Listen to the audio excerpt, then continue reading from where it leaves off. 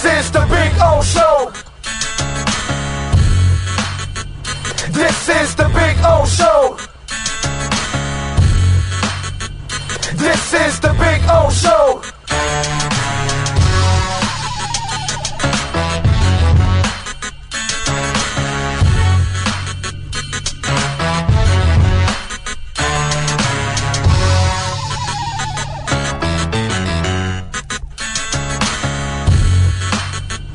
This is the Big O Show. This is the Big O Show.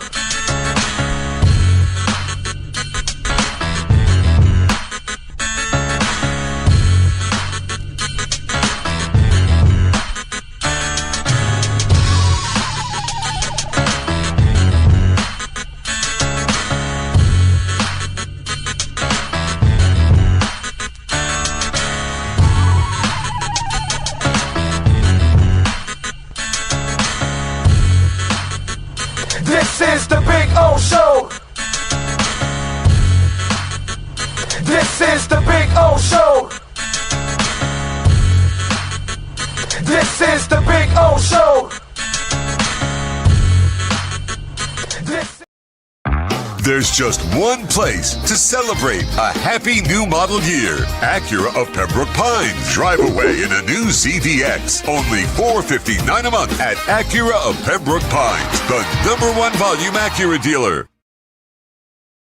When presenting an award to an employee, athlete, executive, or fantasy GM, make sure you call Orvieto's Awards and More. For 35 years, these custom award specialists have been providing plaques, trophies, custom framing, while providing state-of-the-art laser and computerized engraving, UV printing, and glass crystal etching. They do all their engraving and printing in-house for quality control. Call Charles at 305-949-8098 or visit them at orvietosawards.com. Orvieto's Awards and More, where recognition is rewarding.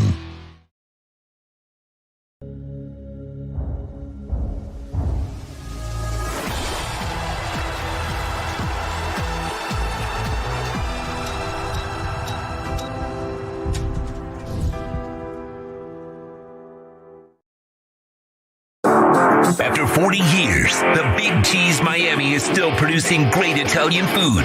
They started in 1984. Since then, they've been winning awards while being voted the best inexpensive Italian restaurant in Miami. Visit them for great food, amazing service. Witness the decades of Cane's memories. The walls are like a Miami Hurricanes Hall of Fame. The Big Cheese delivers anything on its menu or party platter menu to your home, office, or even a park for a picnic. Located at 8080 Southwest 67th Avenue, Miami. Call 305-662-6855. TheBigCheeseMiami.com, where they serve large portions at family prices. There's just one place to celebrate a happy new model year. Acura of Pembroke Pines. Drive away in a new Integra. Only $299 a month at Acura of Pembroke Pines, the #1 volume Acura dealer. For over 16 years, EJDConstruction.com has provided South Florida residents quality craftsmanship, accurate project management, and exceptional service. That's why EJDConstruction.com is an A-rated member of Angie's List and the Better Business Bureau. When you're looking for the right custom home builder for additions or home remodeling, please call my friend Eric at 305-433-4843. That's 305-433-4843 for EJDConstruction.com.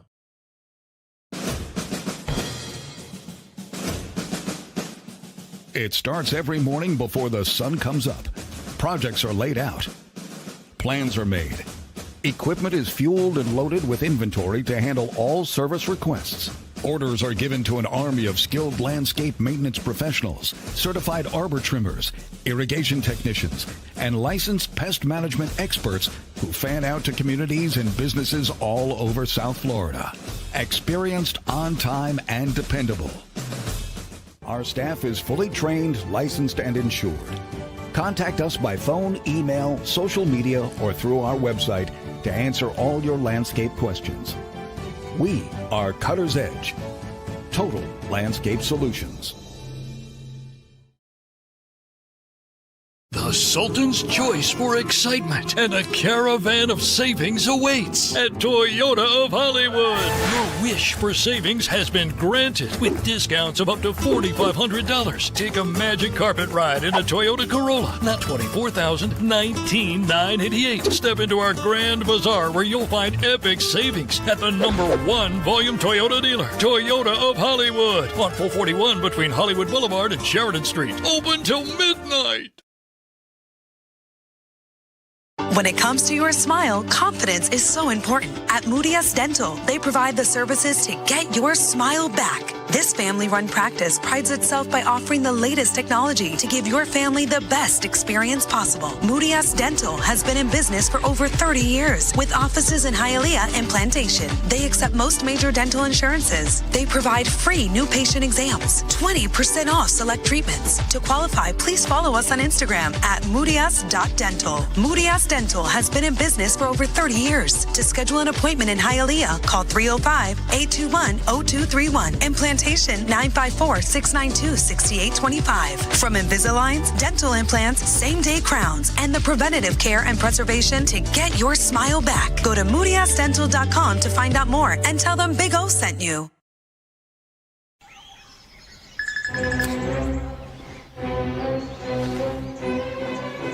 Oh, Sam, not again.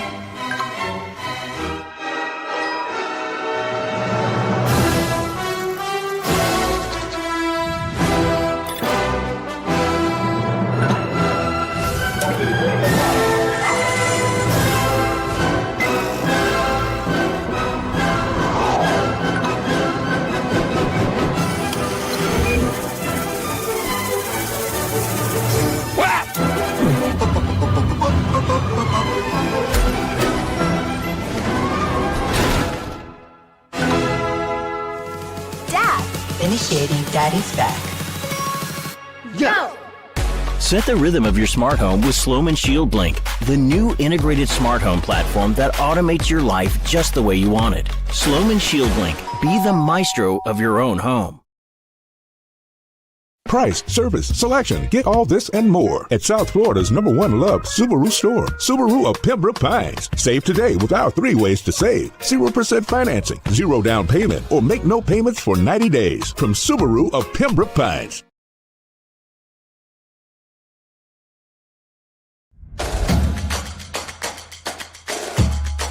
Welcome to Caneswear. New store, new items. Same great experience.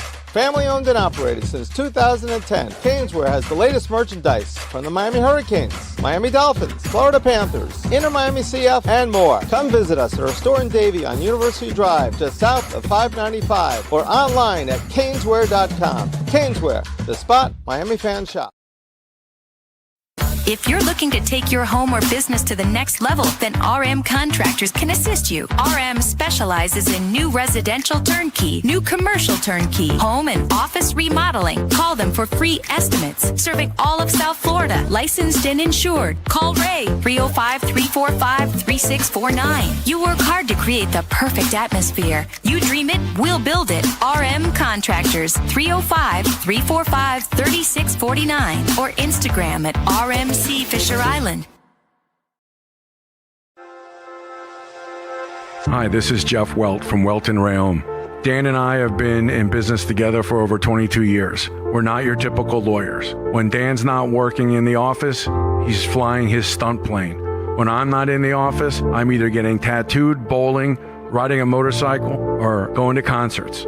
We might not be your typical attorneys, but we are aggressive attorneys, and we'll do whatever it takes to get you what you deserve. Consultations are always free.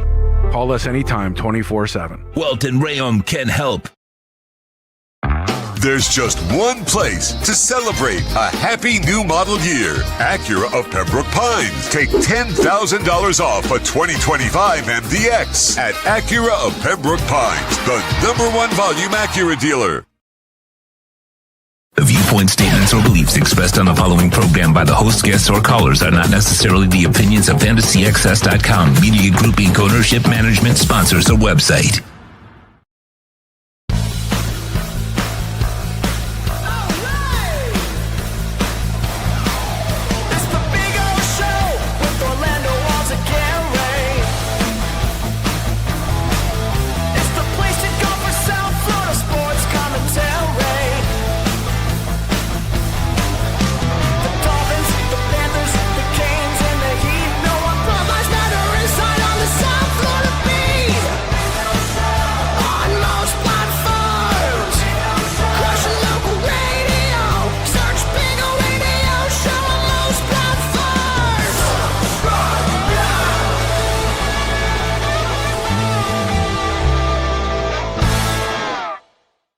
All righty. Good morning, boys and girls. Yes, sir. Time to rock and roll.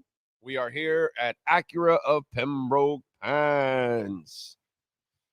Yes, just was talking to Pat Nasto now. He's a huge Dolphins fan, and he's hurting like the rest of us, you know. He's like, well, we got to find a new quarterback and the season and all that kind of stuff. And, you know, it is what it is. What can I tell you? I think there's been some progress, and I'm talking about the players. And to me, that's kind of the most important part. So there's been a lot of guys that have gotten, better, and that's actually really, really cool. But anyway, welcome aboard on a Friday, December 12th, 2025. It is day number 18,957 since the Miami Dolphins were world champions, and we're going to add a lot more days to that. And the Canes, 8,740 since they were national champions. And we'll see if they can cut into that. So we'll have some fun. We are off this weekend, which I got to tell you, I'm looking forward to it. I'm looking forward to having a weekend off. We'll get the wise guy picks today. We'll talk to David Feronis. We'll talk about the week, getting ready for the Steelers. And obviously Monday we'll have the pre and the post game show for you and get you ready for the game on Monday night. So we'll have some fun with all of that. And that's it. It's all good. So Feronis, Navaro, and then the wise guy picks with Steve Calabro. And the wise guy needs to bounce back because he had a rough one last week. He went 0 for 3 last week. Anyway, so there we go. What else do we have here? I see NorCal. I see Jeff in Long Island there. Juan Rosa. Dolphin Dave hitting that like button. Please smash it. Oscar Rojas out in Melbourne. Jaybird is in. Stoney Stanley. Dad Dean. Let's see. Song of the Morning, Glass Heart by Casket. Check them out. Big O, thank you, sir, and thank you for sending me the links to the other songs. Magnus Bloodywood is in. He says, how many days since you saw us perform? I don't know. I want to say it's like 3.5 weeks, 4 weeks. How many days until you'll see them perform again? Hopefully never again.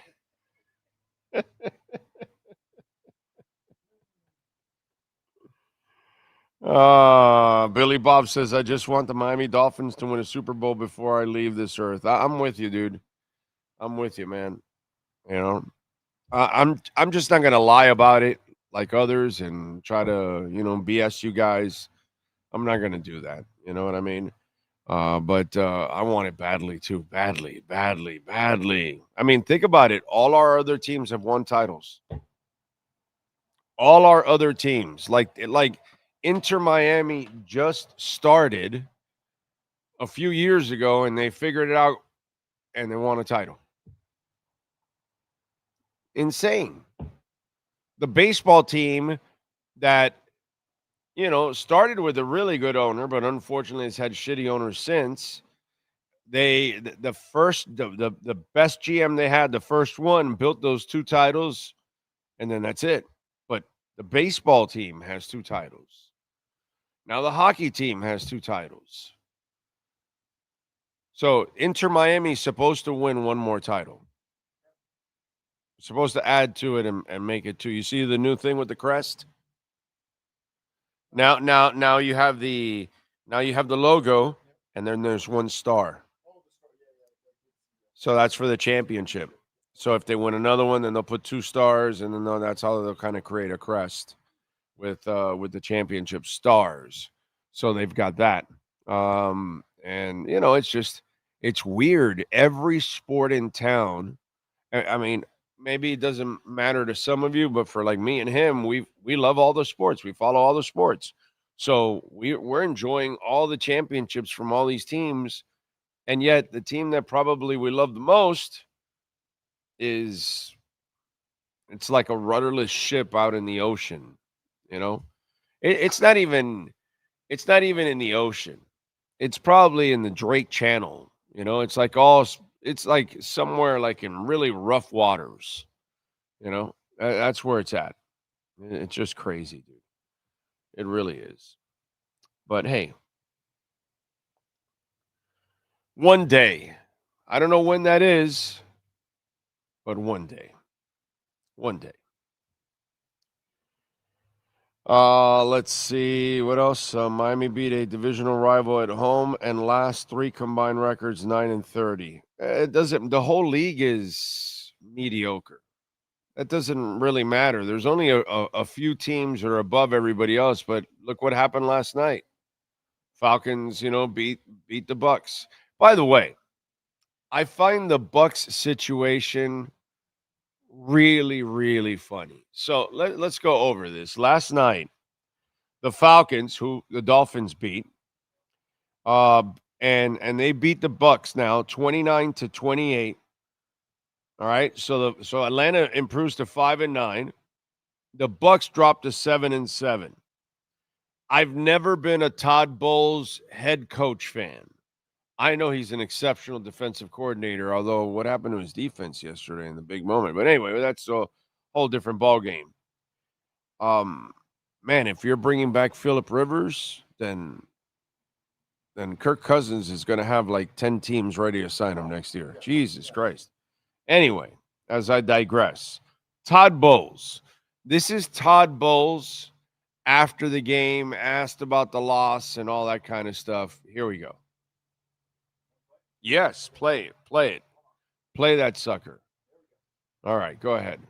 It's inexcusable. You don't make excuses. You gotta fucking care enough where the shit hurts. You gotta fucking care enough where the shit hurts. It gotta fucking mean something to you. It's more than a job. It's your fucking livelihood. How well do you know your job? How well can you do your job? Well, you can't sugarcoat that shit. It was in the fucking excusable, and there's no fucking answer for it. There's no excuse for it. That's what you tell them in the locker room. Look in the fucking mirror. I have a question. After all this outrage, you're 2-6 in your last 8 games. Just to use his language, right? You're 2-6.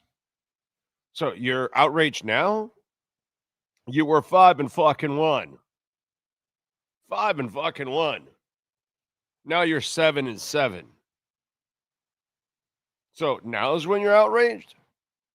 Now's when you're dropping the F-bombs? And, it's just like, give me a break, dude. You've lost 2 in a row. They won a game, and then you lost 3 in a row. This has been going on for a while now, dude.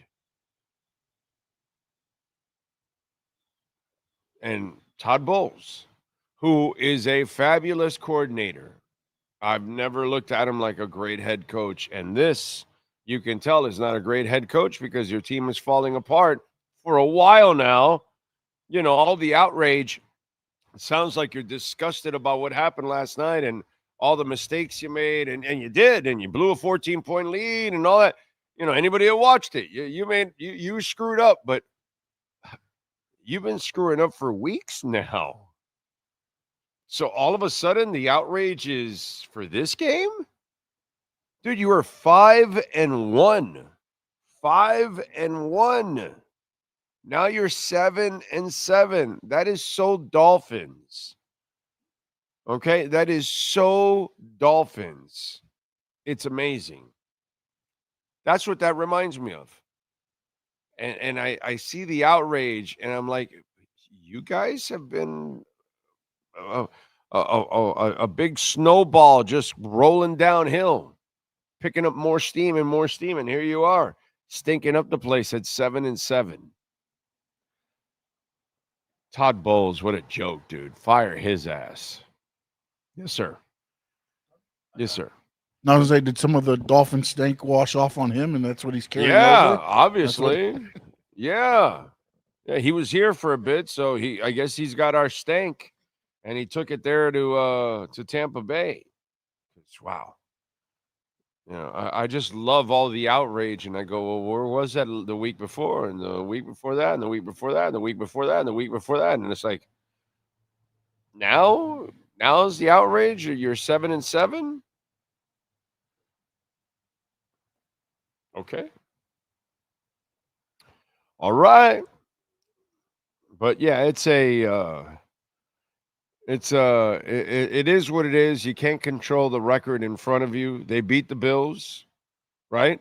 They beat the Falcons, who seem to beat other teams that are good teams. Hey, New Orleans they're winning some games now. And Miami beat them, and they're a crappy team. You know what I'm saying? And you can't control any of that. And if they go and beat Pittsburgh on a Monday night, which I don't think there's a good Pittsburgh team or anything like that, but it's still a road game. It is what it is. I give them credit, man.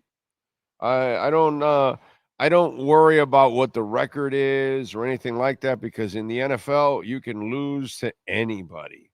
And when you have a crappy record and you're doing, you're about to get back to 500 after you started whatever the hell it was, 1-5 or whatever crap it was, I'm going to give you a lot of credit, especially as I talked about earlier in the week, the character of these players.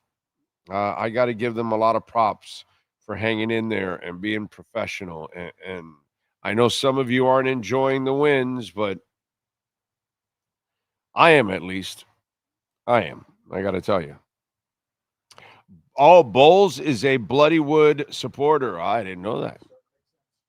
Yeah, it does make sense now. Yeah, you're right about that. That's a good point by you. Think Blue Dodgers is smashing it, and he's about to get stoned. He wants all of you to know that. Lisa Rose is in there. Jeff in Long Island, I'd like to know why, when the Bucks are up by 8, they didn't feed the ball to Irvin and White. I don't know what to tell you, bro. Yes. Yeah.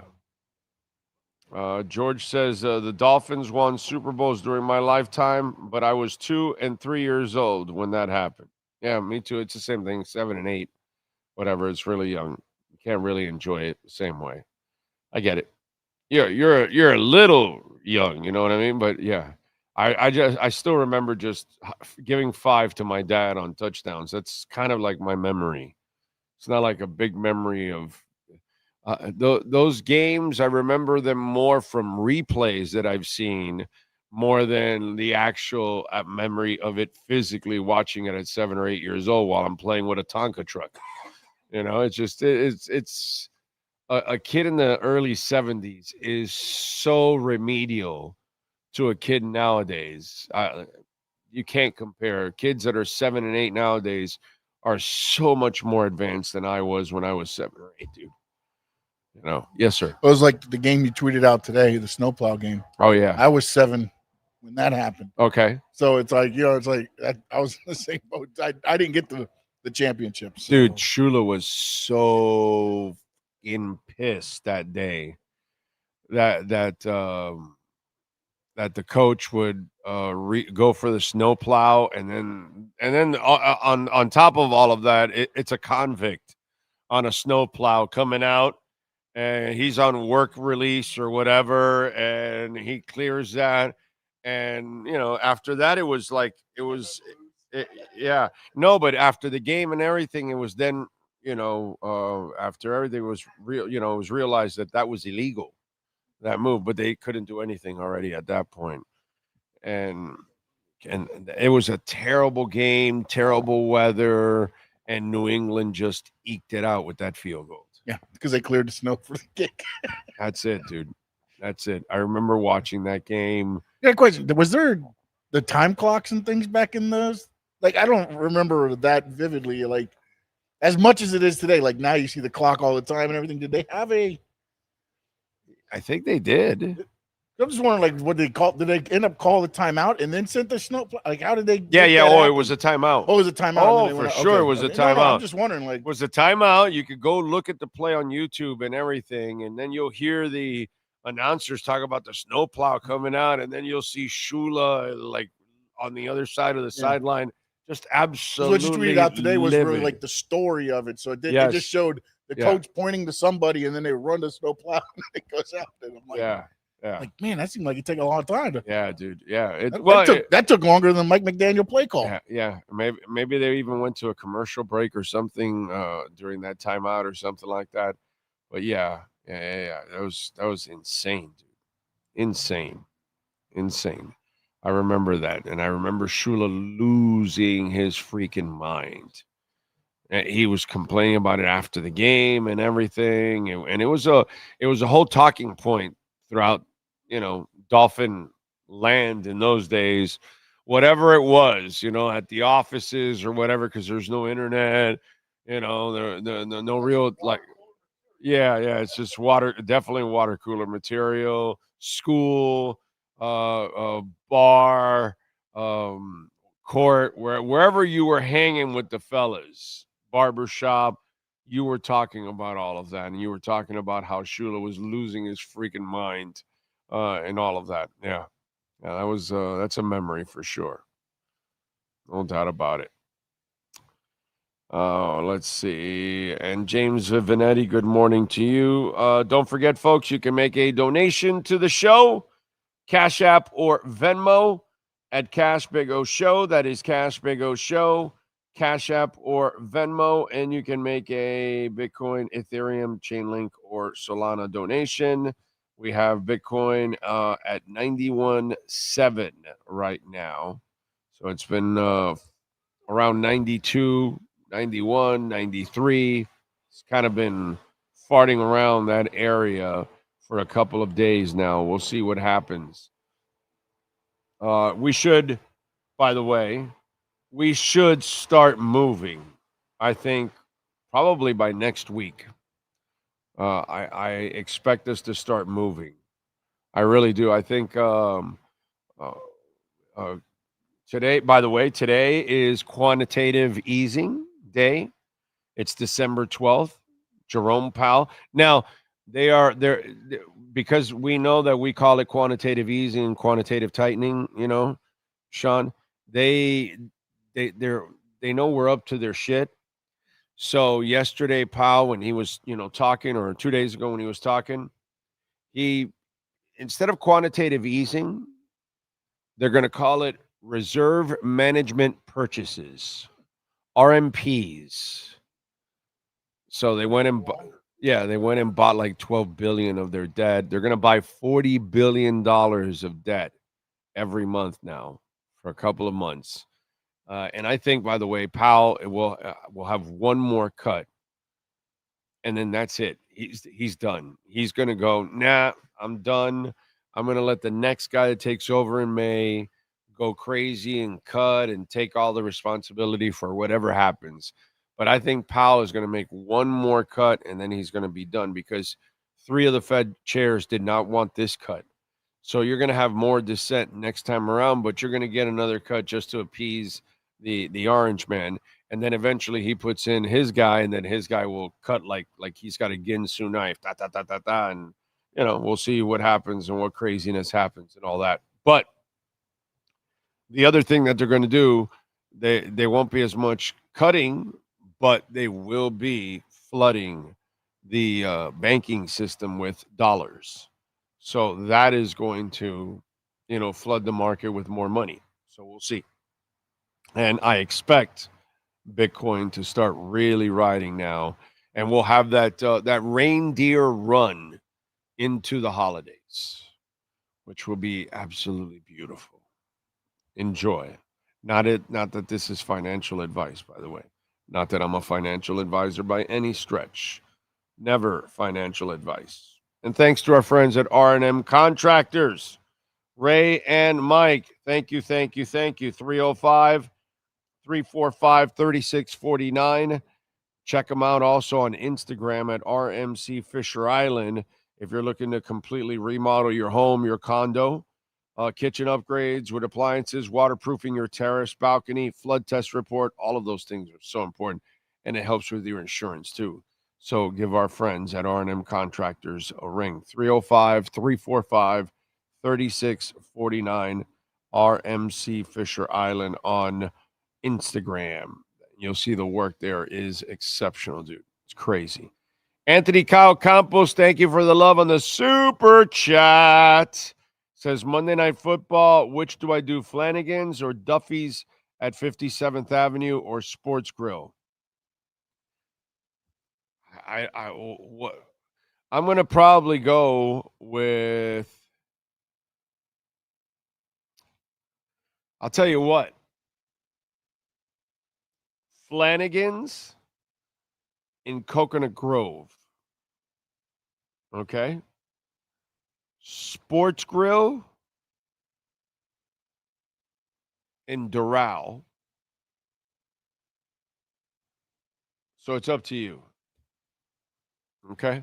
I know Duffy's on 57th, but since you're talking about Duffy's on 57th, instead, you either go to Flanagan's in the Grove, which is a classic and a great sports bar, or you go to the new Sports Grill in Doral, which is also phenomenal. So one of those two is what I would do over Duffy's at 57. Okay? Oh, you can't really miss with all three. At least I'm told Duffy's is still pretty damn good. I haven't been there in decades myself, so I can't really tell you from my experiences. But people have said, when I've asked, and they said, no, it's still good, and they've done a good job. They've kept it up. So, it's up to you, brother. It's up to you. But I gave you my favorite Sports Grill, and I gave you my favorite Flanagan's, which we call it the Loggerhead. That one we call the Loggerhead. That was the nickname for that place, the Loggerhead.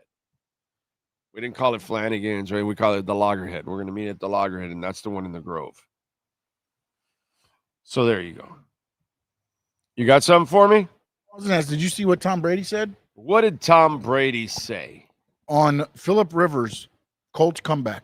Okay. I certainly could still play QB in the NFL at age 48. But you know what? You think he'll come back and play for the Raiders? Oh, no, he won't. On that line? He didn't want to get hit the last time when he was at the end of his run. So I doubt that Brady would come back to any team that had a weak offensive line. It would have to be a line that is absolutely amazing for him to come back. And I'd rather have Brady than Phillip Rivers.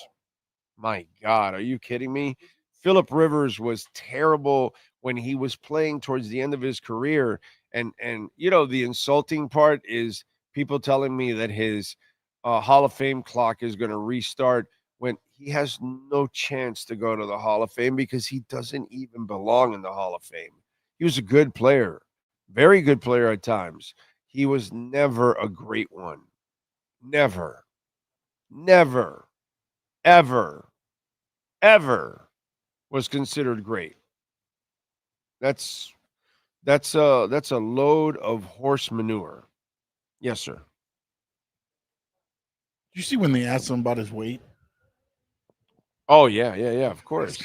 He's like, yeah. I have no idea. I didn't outrun people anyway. I'm not there to, of course, we know. But, dude, he's just hanging around coaching kids. He's not, he's raising kids, coaching kids. He's got a dad bod. It's probably what it is. I don't know. Dude, let me tell you. Yeah, no, he's fat. This is going to be one of the most watched games because we love train wrecks. That's why we're all intrigued by the Phillip Rivers story. That's why we want to watch it. Okay? But deep down inside, he sucked when he was ending his career. He throws interceptions like it's going out of style, dude. So give me a break. Okay? Phillip Rivers was toast, isn't going to the Hall of Fame, and I can't wait to see this disaster because I don't know how he's going to. Yeah, the Seahawks are a nasty defense. They're going to hit his ass, and he's gonna regret coming back. He'll make some cash, but he's gonna regret coming back because I don't know how he even survives this, dude. To be quite honest, I don't know how he survives it. This is going to be a disaster, an outright disaster, because he isn't shit, dude.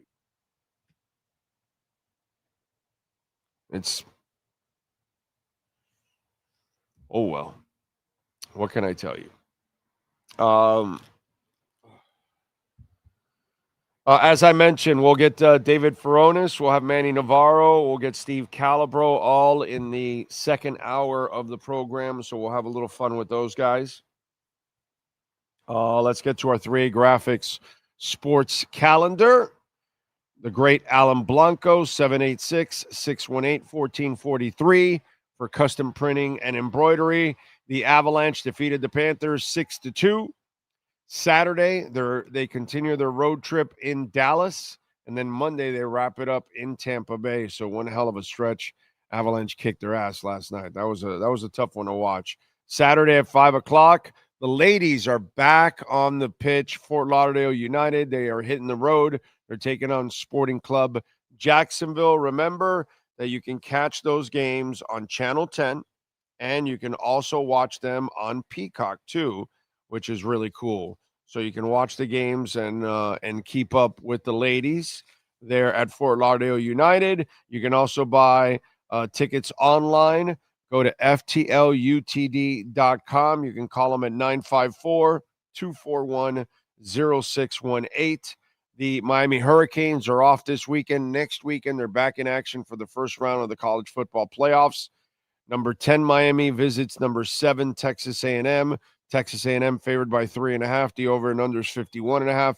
Miami is plus 145 on the money line. Texas A&M minus 175. The Heat back in action on Monday at the Kaseya Center at 7:30. They will host the Raptors. Last night in the NFL, the Falcons edge the Bucks with a late field goal, 29-28, drops the Bucks to 7-7. They are 2-6 in their last 8 games after a 5-1 start. The Dolphins, they will continue their preparations for the Steelers, who, by the way, TJ Watt is now listed as questionable with a lung situation. So we don't know how serious it is, but right now he's not practicing. We'll see if he ends up playing on Monday. Steelers favored by 3 at home. Over and under is 41.5. Dolphins plus 150 on the money line. The Steelers are minus 180. That is your 3A Graphics sports calendar. If you're looking for custom printing and embroidery, call my guy Alan Blanco, 786-618-1443. All right.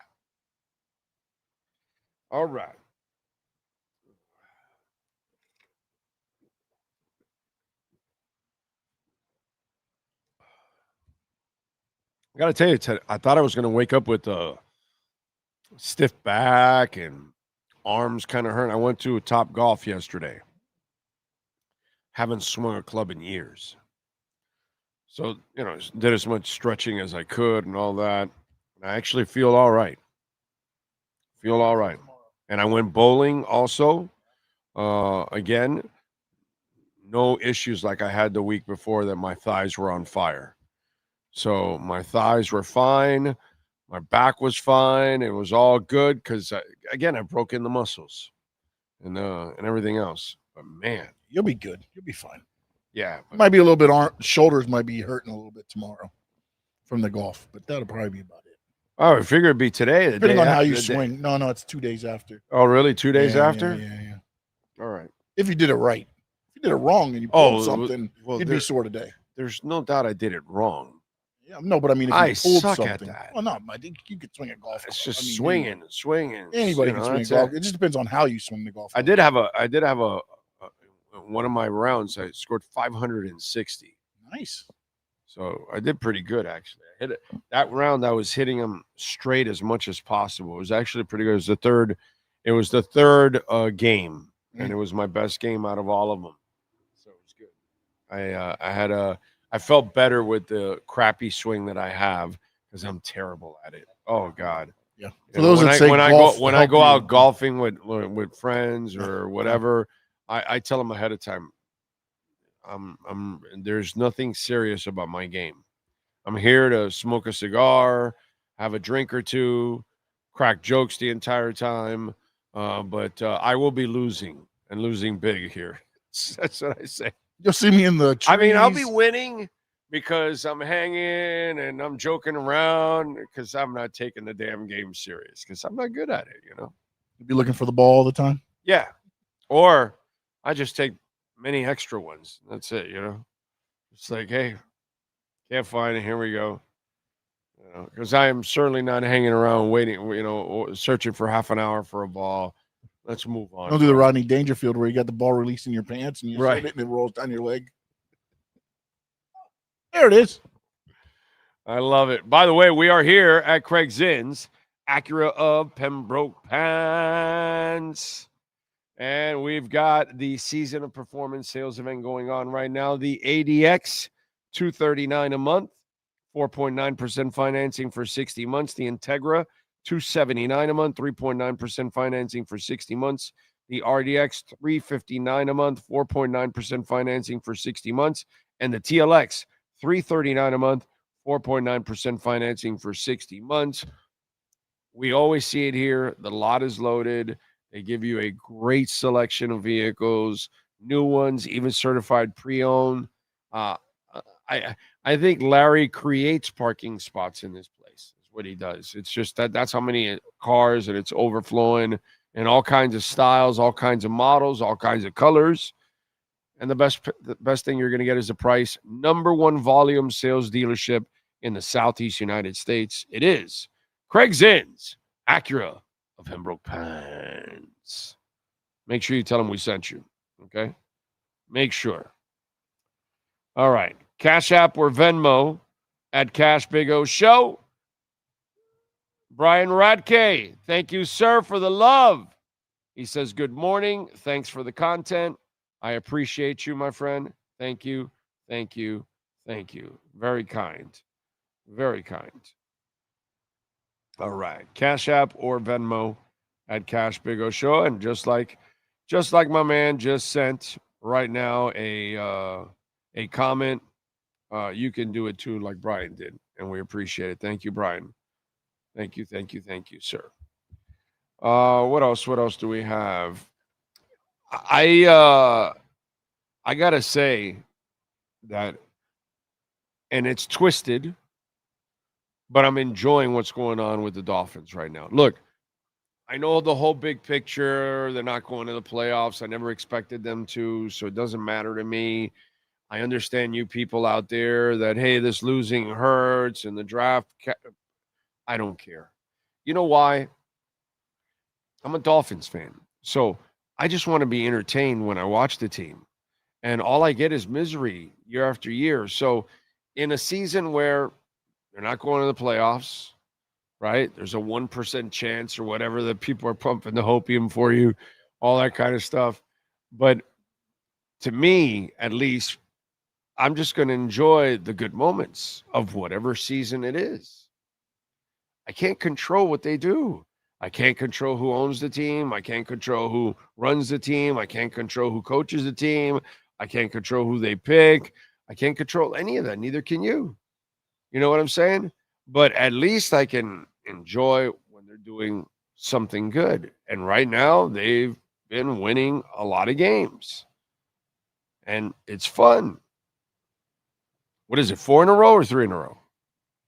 4 in a row, right? 5 of the last 6. Yeah, I think that's what it is. 4 in a row, 5 of the last 6. Yeah. Shit, dude.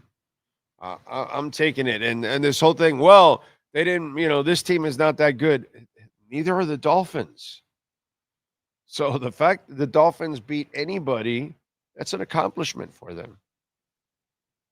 They're not a good team. It's not like they're a perennial playoff team or a championship caliber team and that they're struggling and they're playing down to the competition. No, they are the low competition. So when they beat anybody, it's an accomplishment, period. I love how people say, well, they beat this team and that team that's not that good or whatever. Well, who the hell are the Dolphins? It's the same person that's ripping the Dolphins, but then you're going to rip them for whatever games they win when they're just like the Jets. They're just like the Saints. So if they beat those teams, and I'm watching the Saints and the Jets beat other teams, I don't know, but I saw the Saints just beat another team, and it's not the Dolphins. I just saw the Falcons beat another team last night, right? Yeah. That's what I'm saying. Yeah, the Saints, but yeah, they dominated the Falcons. Because since then, the defense has been playing well overall. You know, so I'm going to enjoy what's going on. I know the reality, and I can live with it. I understand they're not a good franchise. I understand they're not going to the playoffs. I understand it's hurting draft position. But what am I supposed to do? I don't control any of this shit, dude. If I controlled it, if you controlled it, we probably would get more wins because most of us probably can do better than Stephen Ross. But I don't know, man. It's a really weird season. It's a season where you're criticized if you enjoy it. I know I'm criticized anyways because I speak the truth, and sometimes the truth hurts. So I'm criticized either way. But I've never been part of a season that there's more negativity to positivity than I've ever seen in my life. DMs, Twitter, sometimes on the show, not always. That's kind of died down, you know. But it's really an odd situation. But I got to enjoy what's going on. You guys handle it however you want, but if they're winning and they're doing it the right way, unlike, let's say, they did in the Ravens game, which now you think about it, they would be 7-6 right now with that game. Okay? Because they could have beaten the Ravens if they played the way they've been playing. Instead, they went and changed it up and got smart, and they got their asses kicked. So, how's that? Oh, yeah, the Browns, yeah. I know the Browns beat us handily, but I just think if they're playing the way they're playing now, yeah, it's a different game. Agree 100%. Reggie, happy holidays, Big O. Thank you for being real and telling it like it is. Thank you, Reggie. I appreciate it. It's not beneficial to be real, but, you know, what am I going to do? A lot of people tune it off, you know? So it is what it is, but what can I do? By the way, how did TJ Watt develop that lung issue? Not that I'm complaining, because I don't know if it's a Tyrod Taylor thing. That's what the first thing I thought of was, right? At first I was like, man, what was the quarterback? And I looked it up and I was like, yeah, Tyrod Taylor. Yeah. Because they shot him. The Chargers. Yeah, because he had a rib injury and they went in too deep with the needle. And they hit the lung. Punctured the lung. Punctured the lung, yeah. Right before a game. So I'm wondering if it's the Tyrod Taylor thing. How big are the needles that they're using? I mean, well, hey, bro, the needle. I got to do this again. Oh my God. Yeah, I got to do it. I got to do this. You hit it again, or it just came back? It came back. Wow. He didn't take all of it out. Oh. We wrapped it up, and then slowly but surely, I iced it a bunch, but it just started coming back right away, and it came back, and that needle's big. The one in my knee that one was big too. I remember that shit hurt, bro. That shit hurt. I saw stars with the one in the knee. Everybody in that whole clinic heard me that day for the knee. This one in the elbow doesn't hurt whatsoever. But yeah, I got to get another appointment. I got to go through it again, and it is. But you know what? It didn't get in the way of my golfing. It didn't get in the way of bowling. It doesn't affect anything I do. The only time it affects is when I want to settle my elbow on something. That's it. That's the only time I feel it. That if I want to settle my, like, I can't do this with this elbow, because it's just gonna hurt. I could do this here, but not if I do it here.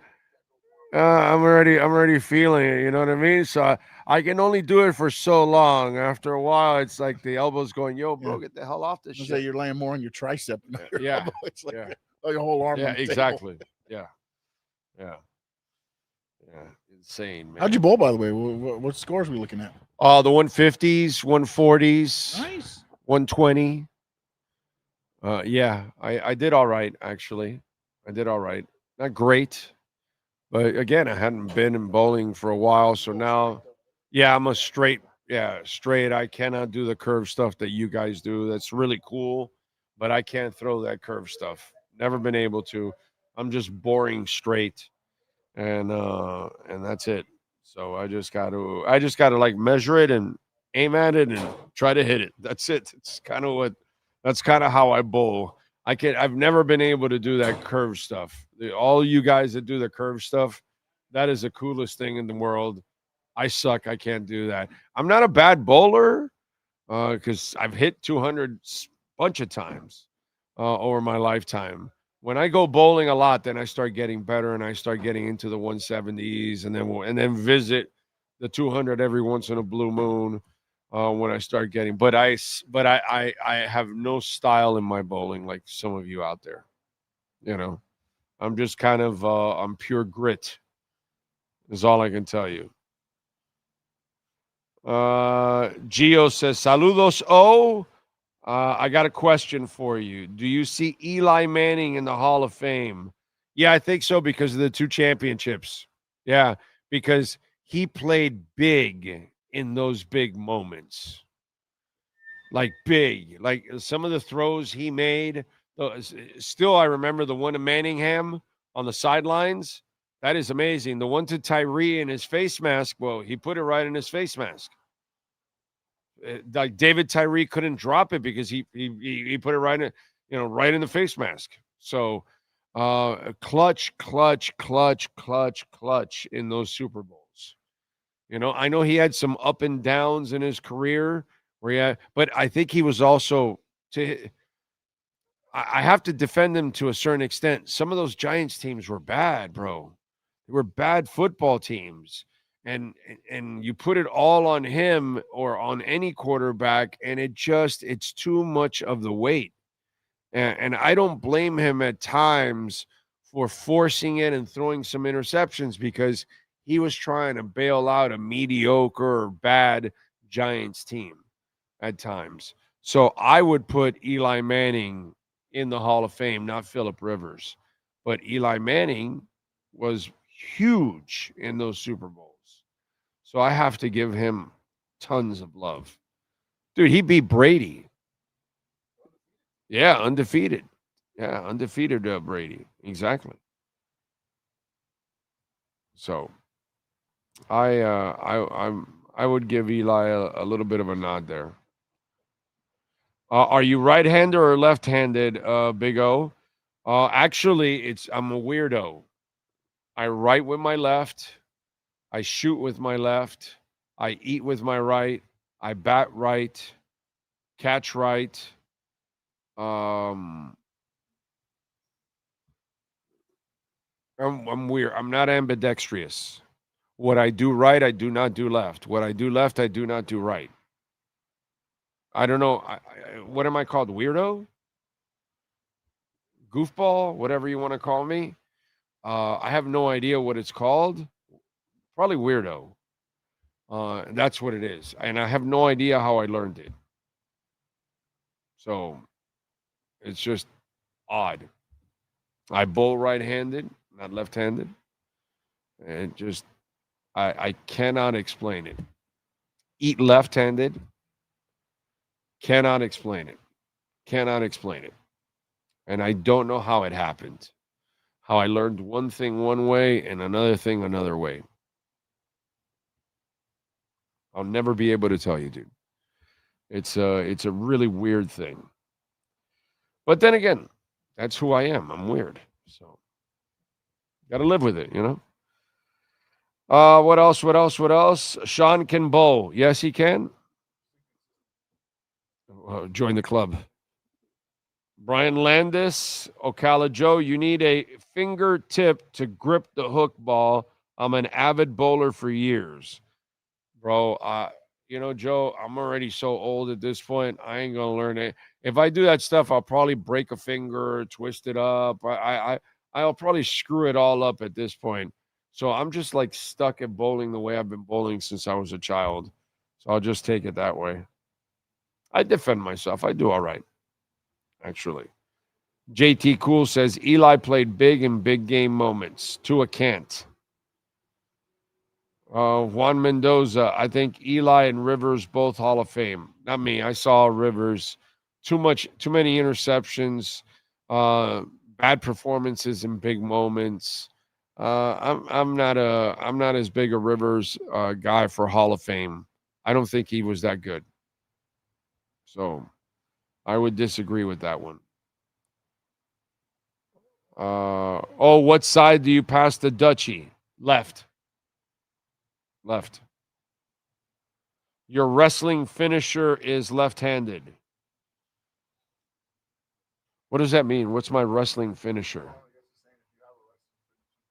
So if I have, if you have a finisher, then what's a wrestling finisher? The move you put people away with, like a full Nelson or something. I mean, they can't use a full Nelson anymore. Back in the day, yes. Oh, you can't? But no, man. They don't. I have no idea. You got guys getting super kicked, thrown through tables, dropped on their head, and kicking out at 2. I mean, now you just got to basically kill the man. Okay. Wrestling has grown into superheroism. Okay. So what was that? Back in the day, a suplex with Harley Race, Hulk Hogan, the leg drop. Right, yeah. Those were finishers. Well, was it called leg drop? Yeah, it was a Hogan leg I have drop. no Yeah, idea. yeah. I was just like thinking about. Shawn Michaels used to one super kick, you'd be pinned. Now you get super kicked 25 times in a match. I purchased Bitcoin left-handed, right-handed, with my nose, toes, anything that's available for me to press buy, Frankie. Every part of my body allows me to buy Bitcoin. So it doesn't matter. I could be tied up, and somehow or another, I'm going to do it with osmosis. I'm going to do it with my toe, exactly. Whatever it takes, dude. Whatever it takes. So, yeah, Frankie, that I'm super ambidextrous when it comes to buying Bitcoin. So that's how we roll, as they say. All right. What else do we have going on in the world of sports? A lot of people are talking about the Dolphin offense and whether the Dolphins can run or not, or can they keep doing this? At one point, teams will figure it out. I saw Mike McDaniel talk about how, they've got to be able to design it where it continues to work, from kind of paraphrasing, because people are going to work on trying to stop us, right? And that happened to Marino with the Marx brothers. That happened when Ricky Williams was on the move. That happened with Zonka kicking Morris. When people know what's coming, they've got to prepare for it. That's normal, ladies and gentlemen. But when people can execute it and you know it's coming, that's when it's exceptional. And so the Dolphins have an opportunity to be exceptional, to be great at being a running team. And the job of the head coach, which is Mike McDaniel, a.k.a. Mr. Run Coordinator with the San Francisco 49ers, is to figure out, against every defensive front that he faces every week, how do we run against this unit? That's his job. And Tua dictates what the Miami Dolphins offense must establish. which is the run. Why? He can't dictate the game with the pass. So people that want Tua to pass more or they no, what Tua just needs to be is efficient and complementary of the run game. If this was Tua 2 years ago, well then you could ad lib a little bit more with him at that point, but it's not. It's a broken down Tua. It's a broken down Tua mentally, physically. It's a Tua that looks stiffer than a cigar store mannequin at this point in time. It's a Tua that doesn't look like he's confident in the pass game. And let's not overlook this huge fact. This offensive line can run block. They cannot pass block. As good as they are run blocking, that's how bad they are pass blocking. So Tua, he's so jaded that he can't get past that first read because he doesn't have time to get past that first read. So he's paranoid at that point. And I don't blame him because this line sucks when it comes to pass pro. Maybe they'll get better as time goes on. Savania grades out way better in run blocking than he does in pass blocking, and so do a couple of other linemen on this team. So it's not beneficial to pass the ball more. For those of you that think that Tua needs to become a bigger factor of the pass game, no, he doesn't. He just needs to know when he has to complement the team and move the chains and keep the drives alive. That's what he's got to do. It's not about him carrying the offense. It's not about him throwing a 70-yarder for a touchdown. None of that shit. We don't need him to be throwing a ball that's 40, 50 yards in the air and it goes for 60, 70, 80, 90-yard touchdown. That's not what this is about. That's not who he's about. That line is not about that because it will not give you time for that play to develop. So you just got to find a way to design a pass game that will complement the run game and will assure Tua that he's got enough time to make those kind of passes. Short ones, quick decisions. So when you are running and you can sell run, then you can get away with pass. But the passing game, make no mistake about it, folks. It's here to be absolutely complementary. End of story. It's not here to be the lead actor. It's a supporting actor in a supporting role. The lead actor is the running game. The lead actor is those 5 offensive linemen, sometimes 6, and Achane and Jay Wright and Ali. That's what this is all about. And then Tua is the guy that's supposed to complement these guys. Because right now, that's the most you can expect from him. If you start trying to put him in the forefront of all of this, you saw what happened in the Baltimore Ravens game.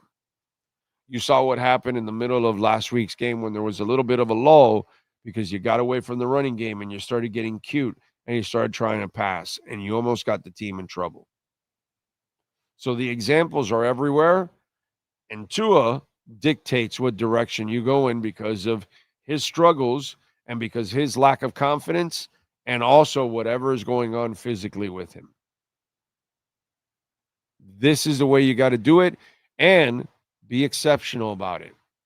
They know it's coming. Get it done either way. They did that in the 70s. They did it with Ricky Williams when they knew it was coming, and they still were able to do it. So don't give me this thing that it's not possible. It's possible. And that's where their confidence is. All right. Do I sign import documents with my right or left? Left. Remember basketball player Charles Shackelford famously saying, I can shoot with my left hand, I can shoot with my right hand, I'm amphibious. I do remember that. I'm amphibious. Oh, that is awesome. I use my left if I don't understand what I'm getting myself into when I'm signing. If I understand it, then the good hand. Okay. So, yeah. Yeah, $53 million for a QB that compliments. That's what you get for ruining him. You know, you had a good quarterback, but he took too many hits. You built a shitty line, and you didn't have a dependable running game, and you got what you got. You didn't focus on the tight end. You didn't do the things you were supposed to do around him, so you ruined it. So what, bro? They ruined it around Marino too. They never gave Marino what he needed. It's normal. It's what we do. Even when they find a quarterback, they don't even know how to compliment the quarterback. Isn't that crazy? All right, let's get a really quick break here. Manny Navaro will join us on the other side with our Canes Wear Miami Hurricanes report. When it comes to your smile, confidence is so important. At Moody S Dental, they provide the services to get your smile back. This family-run practice prides itself by offering the latest technology to give your family the best experience possible. Moody S Dental has been in business for over 30 years with offices in Hialeah and Plantation. They accept most major dental insurances. They provide free new patient exams, 20% off select treatments. To qualify, please follow us on Instagram at moodys.dental. Moody S Dental has been in business for over 30 years. To schedule an appointment in Hialeah, call 305-821-0231 and Plantation 954-692-6825. From Invisaligns, dental implants, same-day crowns, and the preventative care and preservation to get your smile back. Go to moodysdental.com to find out more and tell them Big O sent you. There's just one place to celebrate a happy new model year. Acura of Pembroke Pines. Drive away in a new ADX. Only $299 a month at Acura of Pembroke Pines, the #1 volume Acura dealer. Hi, this is Jeff Welt from Welt and Rayom. Dan and I have been in business together for over 22 years. We're not your typical lawyers. When Dan's not working in the office, he's flying his stunt plane. When I'm not in the office, I'm either getting tattooed, bowling, riding a motorcycle, or going to concerts. We might not be your typical attorneys, but we are aggressive attorneys, and we'll do whatever it takes to get you what you deserve. Consultations are always free. Call us anytime, 24/7. Welt and Rayom can help.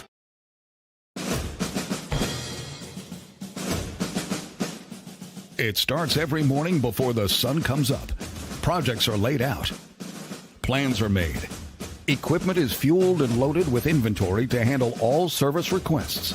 Orders are given to an army of skilled landscape maintenance professionals, certified arbor trimmers, irrigation technicians, and licensed pest management experts who fan out to communities and businesses all over South Florida.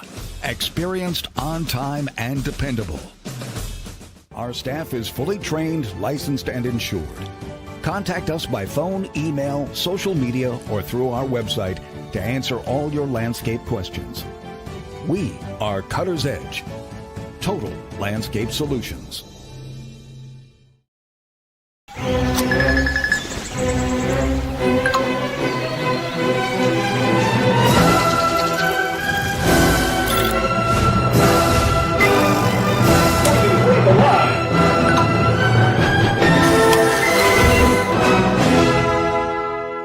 Set the rhythm of your smart home with Sloman Shield Blink, the new integrated smart home platform that automates your life just the way you want it. Sloman Shield Blink, be the maestro of your own home. The viewpoint, statements, or beliefs expressed on the following program by the host, guests, or callers are not necessarily the opinions of FantasyXS.com, Media Group Inc., ownership, management, sponsors, or website. If you're a Miami sports fan, there's only one store to go to, and that's Canes Wear at Miami Fanwear in Davie. They're your one-stop shop for all your inner Miami CF, Canes, Dolphins, Panthers, and Marlins merchandise. They have hats, t-shirts, game day jerseys, and so much more. Located at 2655 South University Drive in Davie, and open 24/7 online at caneswear.com or innermiamiwear.com. Call them at 954-835-5597. Canes Wear, the spot where inner Miami and all Miami sports fans shop. Time for Canes fans to get what they want. Information, insight, and perspective. It's the Canes Wear Miami Hurricanes Report with Manny Navaro. Exclusively on a Big O radio show. Here's Big O and insider Manny Navaro. All right. There he is. Don't forget, use our code BIGO10. You will get 10% off there at Caneswear. Even online, you can use BIGO10. You will get 10% off. And even online, by the way, when you order over $99, you will get free shipping. Check it out. They got anything and everything with a Canes logo on it. So, Manny, what'd you think of the selection committee? I was shocked, I got to admit. I expected the Canes to get screwed because that's kind of the way it goes. And the loss to Louisville, and I wasn't going to cry milk or anything like that. If they were out, that's fine. I can live with it. It is what it is. But I was shocked, dude, because in a thing where Alabama, Notre Dame, and Miami's in, they're not blue bloods. They don't get that. They never do. They never have. They never will. And somehow or another, they did. So where were you on that? Because I was shocked. Yeah, I think the last time we had done a show together last Friday, or I can't even remember anymore. Oh, there's so many times that I'm on with you two to talk. But I think I had mentioned that if Duke lost, if Duke won and beat Virginia, and the ACC was going to be left without a team representing them, that I felt that would help Miami's cause a lot. And oh yeah, you said it on Twitter. And to me, when I saw that happen, like, even though Heather Dinich from ESPN, who was there in Grapevine, Texas, with everyone, was saying, well, this just means that Alabama is, going to fall back. That's going to be a buffer between Miami and Notre Dame. And I still felt like there was a lot on Miami's side to give them a chance. I thought it was 50-50 going into Sunday when I started watching. And when I saw that Alabama didn't move, I thought, here's Miami's chance. And that's exactly how it played out. The matchup, how are you looking at this matchup with Miami and Texas A&M?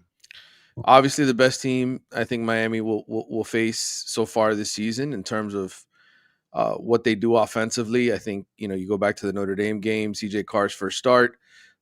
Jeremiah Love really wasn't emphasized. Texas A&M's offense can score points.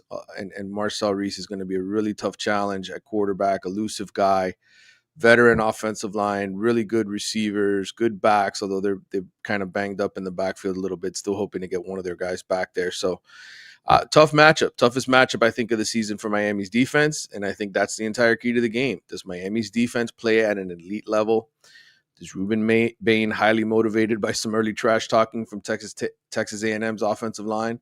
Does he take over the game? Does Miami's defensive line live up to the hype? And I think if they do that, I think they can win the game. I think the other aspect, obviously, the obvious aspect is, does Carson Beck, stay within himself, or does he play crazy? But I'll say this about Texas A&M's defense: top 20 yards per game. Don't give up a ton of points, but they've had games this year that they have not looked good, and so I think Miami can have success against them offensively. Well, what'd you think of the Texas A&M lineman saying, "We got a good line. We're not that worried about Ruben Bain"?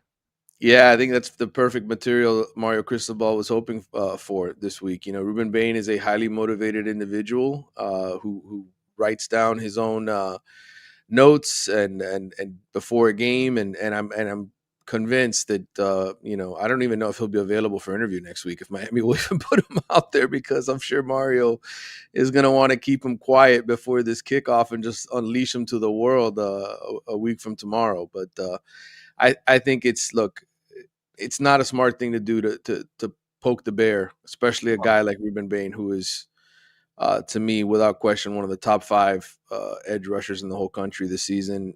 Might be the number 1 guy. Just depends on who you like more, him or David Bailey, probably. But I think not smart to poke the bear before the game starts. Who's the head coach you feel best for in this game? Because this is kind of like our territory where we question Mario. It's funny. That's the story that the Athletic wants me to write this week. Is Mario Cristobal a good head coach? And I feel like if he loses this game, right, the opinion is going to be, well, you see, can get him in there, but he can't win a big game, right? And that's been his reputation. Manny, I've talked about that on the show here. Everybody, we all say the same thing. Mario's a great guy. He is. Mario is a great leader, a great mentor for your kids. Yeah, you can't argue that. Mario's a tireless worker. Yeah, that's right. Mario's a great recruiter. Yeah, we all know it. Nobody ever says Mario is a great coach. Nobody. They say all the other characteristics, which are impeccable. He's awesome in all the other categories, but nobody ever says great coach. Like when you say Spo, you say great coach.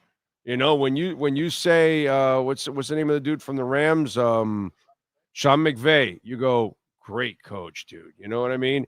There are some people that when you look at him, you're like, okay, that guy will out scheme you. That guy will outsmart you because you've watched him with different iterations of teams, and he has gotten the best of different types of coaches in different types of moments.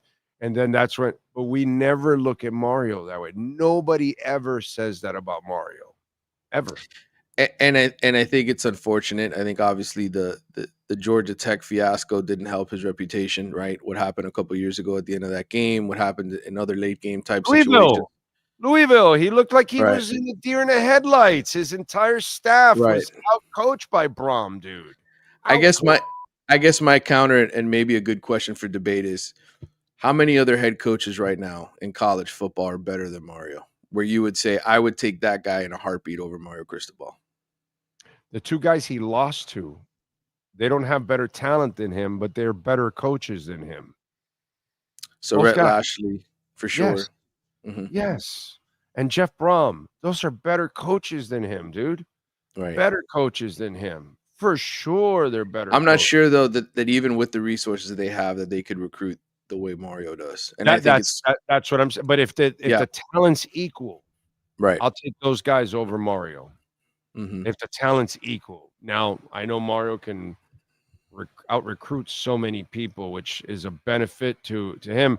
You know, Mario, which I think you pointed out on this segment, after the brain farts here, it seems like he's kind of gotten out of the way a little bit because they're doing some funky shit out there. They got Malachi Tony throwing touchdowns. You know, they're doing all kinds of different stuff that they've opened it up a little bit more. And so, you know, that's him. That's always like, that's the Dave Wannstedt disease. Right. You know what I mean? Like I used to hear the stories. Like the second you crossed the 40-yard line, okay, guys, we're in field goal range. Let's be careful with the football. And so then all of a sudden you're the offensive coordinator and your head coach is telling you, be careful with the football already. And so that then your offensive coordinator feels like, oh my God, I can't really I want to dial this up, but I can't because this guy's already thinking field goal.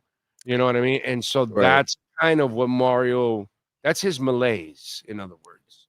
Right. And I guess this weekend, we'll or not this weekend, but 2 weekends from now, we'll find out, you know, whether or not he's really changed when it matters, right? When you're playing in a college football playoff game. But he did, you know, I listened obviously to a lot of interviews that he does. He did one with Joey Galloway and Kirk Herbstreit on their podcast earlier this week, where he talked about sort of looking at himself in the mirror after the SMU loss and saying, you know, we need our guys to go out there and play with fun, and they're playing tight and essentially opened it up. And that's what we saw, right? We saw the offense sort of open it up after that. Granted, not as good competition the last 4 games, but if Mario stays that way, and I told you, I think Miami can win this game on the road, and they win a couple games here in the playoffs, or win one game and maybe lose a tough one to Ohio State. I maybe his reputation starts to change a little bit. You know, he's the first coach in 20 plus years to win back-to-back, you know, double-digit games at Miami. And I think that speaks for itself, how long this program has been down, that he's been able to get them back to this point where they're in contention and they're in the playoff. And that was the mission. That was the mission, to get Miami in contention and then eventually to start winning championships again. I don't need 2 victories. I would love 3 victories in the playoffs. So, I mean, I would love it. I would love you to win the national championship. I just need you to win. I just need you to win this game because you don't win any bowl games. You don't win big games. You're not on the map anymore. You're not one of those teams. You're still an outsider trying to get in. The only way you start getting in is if you start winning these kind of games. And if you win this game, then you're going to advance and you're going to be in the top 6. So then that puts you in a different light going into next season. that's a lot to ask. But if I could get one win, I think that changes a little bit for Mario, and it changes a lot for the program too, because I think it'll help Mario immensely also in recruiting. He'll get that elite guy that you're talking about that still leaves from here. You know what I mean? You're getting Jackson to come in, the Gatorade Player of the Year, but you're not getting the best of yours in your own backyard to stay here still. So that's the next step. A win against Texas A&M at Texas A&M, I think that starts to, that to me, that's real progress now, is the way I kind of look at it. Because I get it, the 10 wins, but the conference that you're in, dude, and the way you're recruiting, you should be getting easily 10 wins against this conference, dude. Easily. Should. And there's no doubt next year, I mean, there's nothing standing in their way, I mean, no, I mean, there really isn't. It is a very soft schedule and very winnable conference. Again, I mean, Duke, I guess, is going to bring back Darian Mensah, right? They'll have their quarterback back, but they were a 5-loss team that won the ACC championship. So it's not like you can't beat those guys. So to me, this you're right. I mean, this game, what happens next year, this will ultimately be whether or not Mario, I think, reaches where he's supposed to take this program. All right, don't forget, visit our friends at 2655 South University Drive in Davie, and they do amazing work out there. Brett, Jeff, Jack, just all the great people out there, man. They are absolutely awesome. Tell them that Big O sent you. Use our code BIGO10. You will get 10% off. They got anything and everything with the Canes logo on it. They got Dolphins gear, a lot of stuff with the old logo, by the way. They've got the Panthers gear, championship Panthers gear, Inter Miami, championship stuff, Marlins gear. So check it out at Caneswear. Go to caneswear.com. If you order over $99, you will get free shipping. And, of course, tell them you heard it here on the Big O Show and the Caneswear Miami Hurricanes Report. Welcome to Caneswear. New store, new items, same great experience. Family owned and operated since 2010, Caneswear has the latest merchandise from the Miami Hurricanes, Miami Dolphins, Florida Panthers, Inter Miami CF, and more. Come visit us at our store in Davie on University Drive, just south of 595, or online at caneswear.com. Caneswear, the spot Miami fans shop. There's just one place to celebrate a happy new model year. Acura of Pembroke Pines. Take $10,000 off a 2025 MDX at Acura of Pembroke Pines, the #1 volume Acura dealer. The viewpoint, statements, or beliefs expressed on the following program by the host, guests, or callers are not necessarily the opinions of FantasyXS.com, Media Group Inc. ownership, management, sponsors, or website. We step into the world of big dreams, big moves, and big money. It's the Big Cheese Miami Recruiting and NIL Report with Manny Navaro. After 40 years, the Big Cheese remains dedicated to serving the finest Italian dinners, pizza, pasta, subs, and salads. All of their pasta is imported from Italy and cooked fresh every day. Visit BigCheeseMiami.com. Now, let's find out who's the Big Cheese the Miami Hurricanes are working on with insider Manny Navaro. All right, Manny. This is the Big Cheese segment. And, of course, visit our friends there at Big Cheese, BigCheeseMiami.com, 8080 Southwest 67th Avenue for some delicious food. What the hell are they going to pay Malachi Tony next year? I think he could be making $1 million for sure. A lot of these guys. That's all? That $1 million? Well, listen, most quarterbacks are the only ones that are in the $1 million club. You'll have some left tackles. You might have an edge rusher like Ruben Bain getting close to that number. But the reality is, the $1 million mark is something that is not hit very often because look, you have revenue sharing, you have a whole roster you got to pay.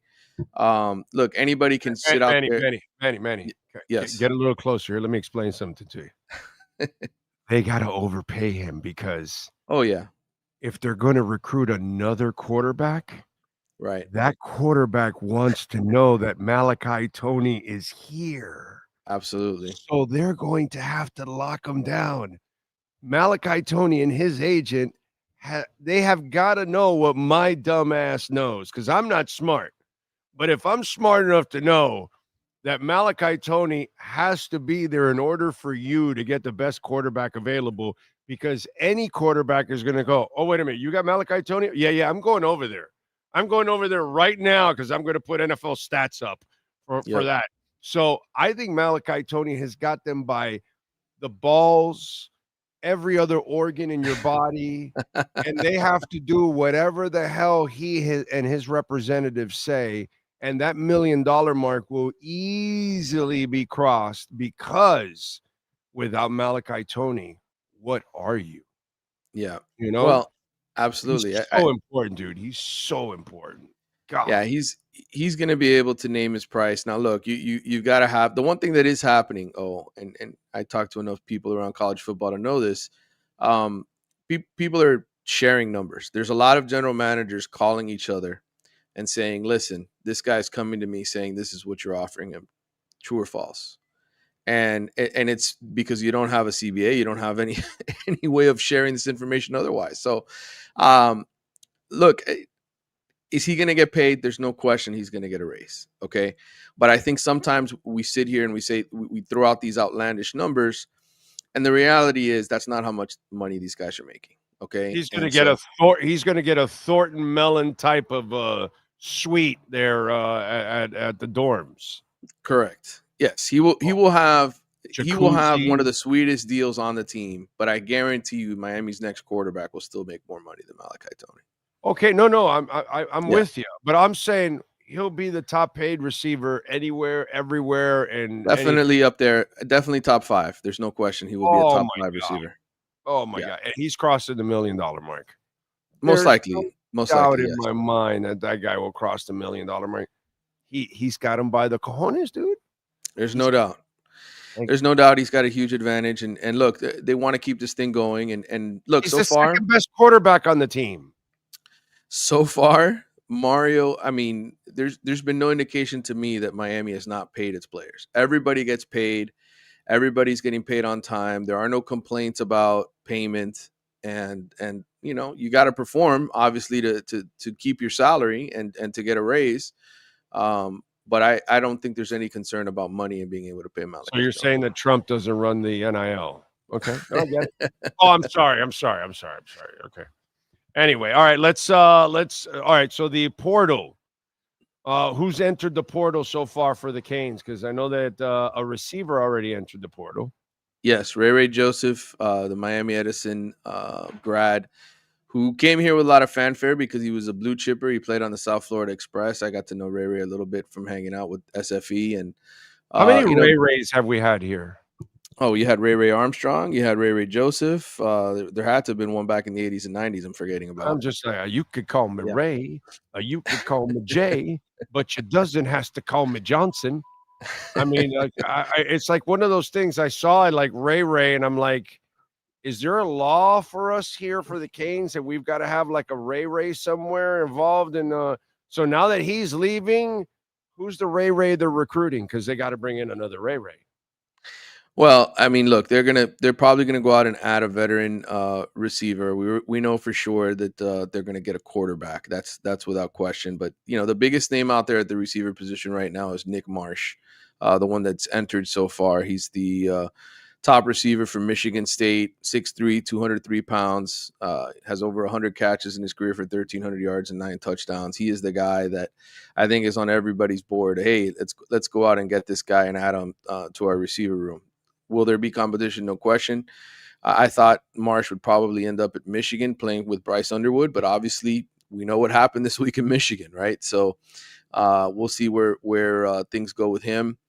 There's some good running backs out there. Miami's pretty good at the running back position. I think between Mark Fletcher, Gerard Pringle, and Marty Brown, they're okay. But CJ Baxter left Texas this week, a guy who had a really good freshman season. Averaged close to 5 yards a carry. he's from the Florida area, Orlando area. I know he had conversations with Miami coming out of high school. I don't know if he'll be somebody they kick the tires on. Miami doesn't really need a running back. I think the real position of need when I look at it is linebacker and nickel. I think those are the two. Wait a minute. What about Arizona State? Oh, yeah. You're talking about the quarterback, Sam Levitt. Yes. Yeah, Well, the QB left there. I thought you were going to mention that. Like, I'm thinking, like, hey, we got Malachi. Come here. Yeah, Sam Levitt is obviously one of the top quarterbacks that is expected to be available once he finally actually puts his paperwork into the portal and everything else. There are other quarterbacks that are expected to go in there. Drew Mestamaker, who played at North Texas and had a spectacular freshman season. Yeah. He's a guy that could potentially follow his coach to Oklahoma State or go to a higher bidder. We will see what happens with Bryce Underwood now that you've had the firing and the coaching change at Michigan, whether or not he decides he's making $2.5 million at Michigan right now to be their quarterback, the number one recruit in the 2025 cycle last year, and starts every game from this year. So, he might be somebody that's interesting. We got to see what happens with Lenore Sellers. I'm assuming he's going to go to the NFL. So there will be guys. It's just, we're kind of a little ways away from it. And I think what's happening still with a lot of these players is negotiations, and with all the coaching changes and all the movement, it's kind of slowed the process down. Offensive coordinator hires still have to be made in certain places. So I think in the next week to 2 weeks a week before the transfer portal opens on January 2nd, we'll get some clarity as far as quarterbacks are concerned. Are there any deadlines that we should be aware about for all this kind of stuff? Yeah, January 2nd is when the transfer portal actually opens, right? And so right now it's a dead period. Coaches cannot have direct contact with players. It doesn't mean agents and other people aren't calling and having conversations behind the scenes. But, players aren't allowed to put their name into the portal until January 2nd. There's people that are obviously very involved with preparing for the playoffs right now. So there's a lot of other distractions going on. We've mentioned the coaching changes. So, I think a week before the portal gets going, after we get through with round one of the playoffs and we start figuring out, okay, who's the final 8 teams, who's hired at Michigan, all that kind of stuff goes down. I think we'll start to hear some rumors about where quarterbacks and other players are going. But January 2nd is the date to keep in mind. Hey, just in case, there's something going on in Michigan. Some guy went crazy. Yes. Any low-hanging fruit there they should be picking? Yeah. I mentioned Bryce Underwood, their quarterback. Sharon Moore, of course, was fired earlier this week for having an inappropriate relationship with one of the staffers there, and did a lot of shit that was inappropriate. It wasn't only that, bro. Yes. I mean, it was a pretty crazy story, and you guys can all read about. I'm sure if you haven't already, read about it online. But essentially, yes, there's going to be a lot of guys. Michigan signed, I think, the number 11 recruiting class. They've already started to have guys pull out of the NLI, the National Letter of Intent that they signed to basically hit free agency. So there will be players that become available. Too bad Sharon Moore didn't pull out. I'm sorry. I'm sorry. Go ahead. I'm sorry. I teed it up for you, didn't I? I'm sorry. Go ahead. I'm sorry. My Yeah, so there definitely will be guys that are available on that Michigan team. Again, this isn't the Michigan team that won the national championship a couple years ago, so it's not like they're loaded with dudes. But there are some good players that are going to hit the market and end up in different places, I'm sure. All right, what do you got going on in the Athletics so folks can check you out? Yeah, obviously big day for Fernando Mendoza and the Miami Columbus community tomorrow. Could end up becoming the first Cuban American to win the Heisman Trophy. He's favored to win it.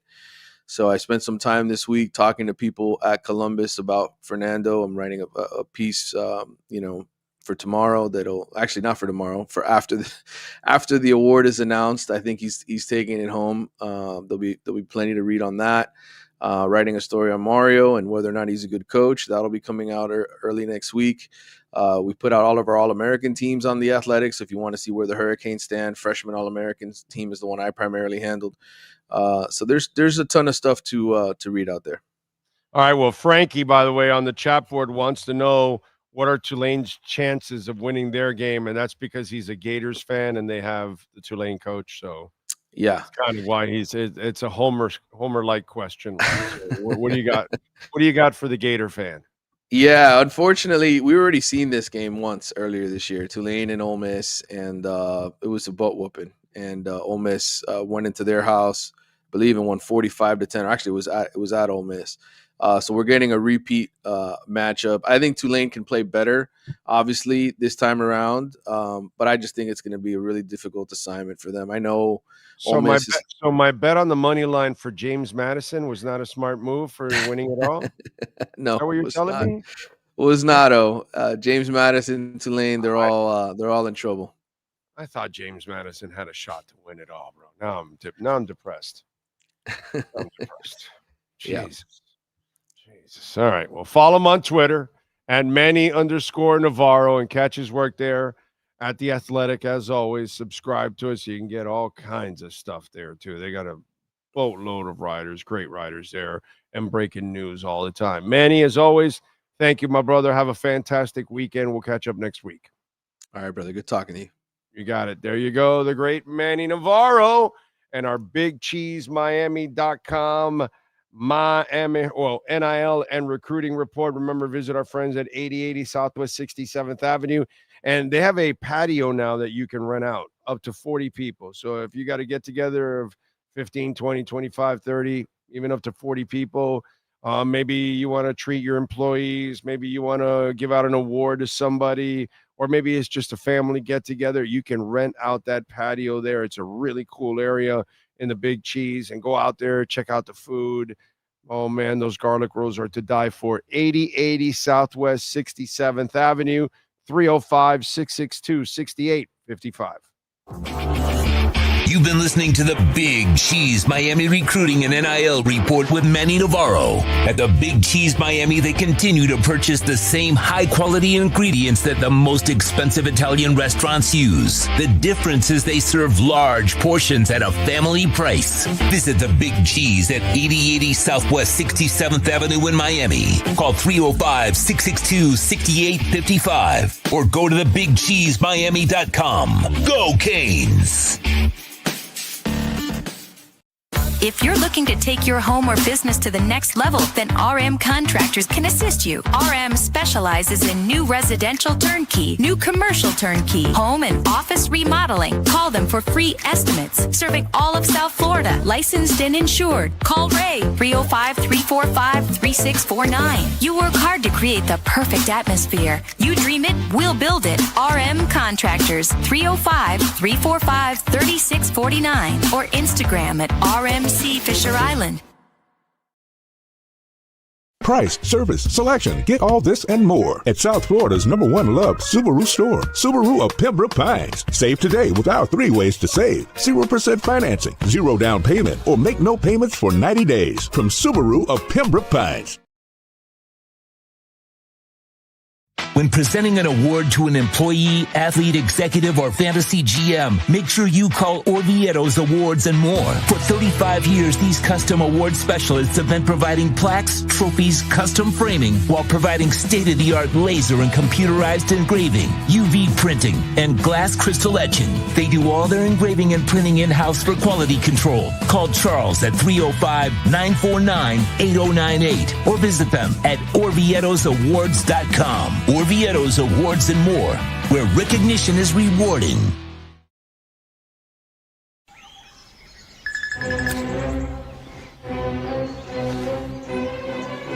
Oh, Sam, not again.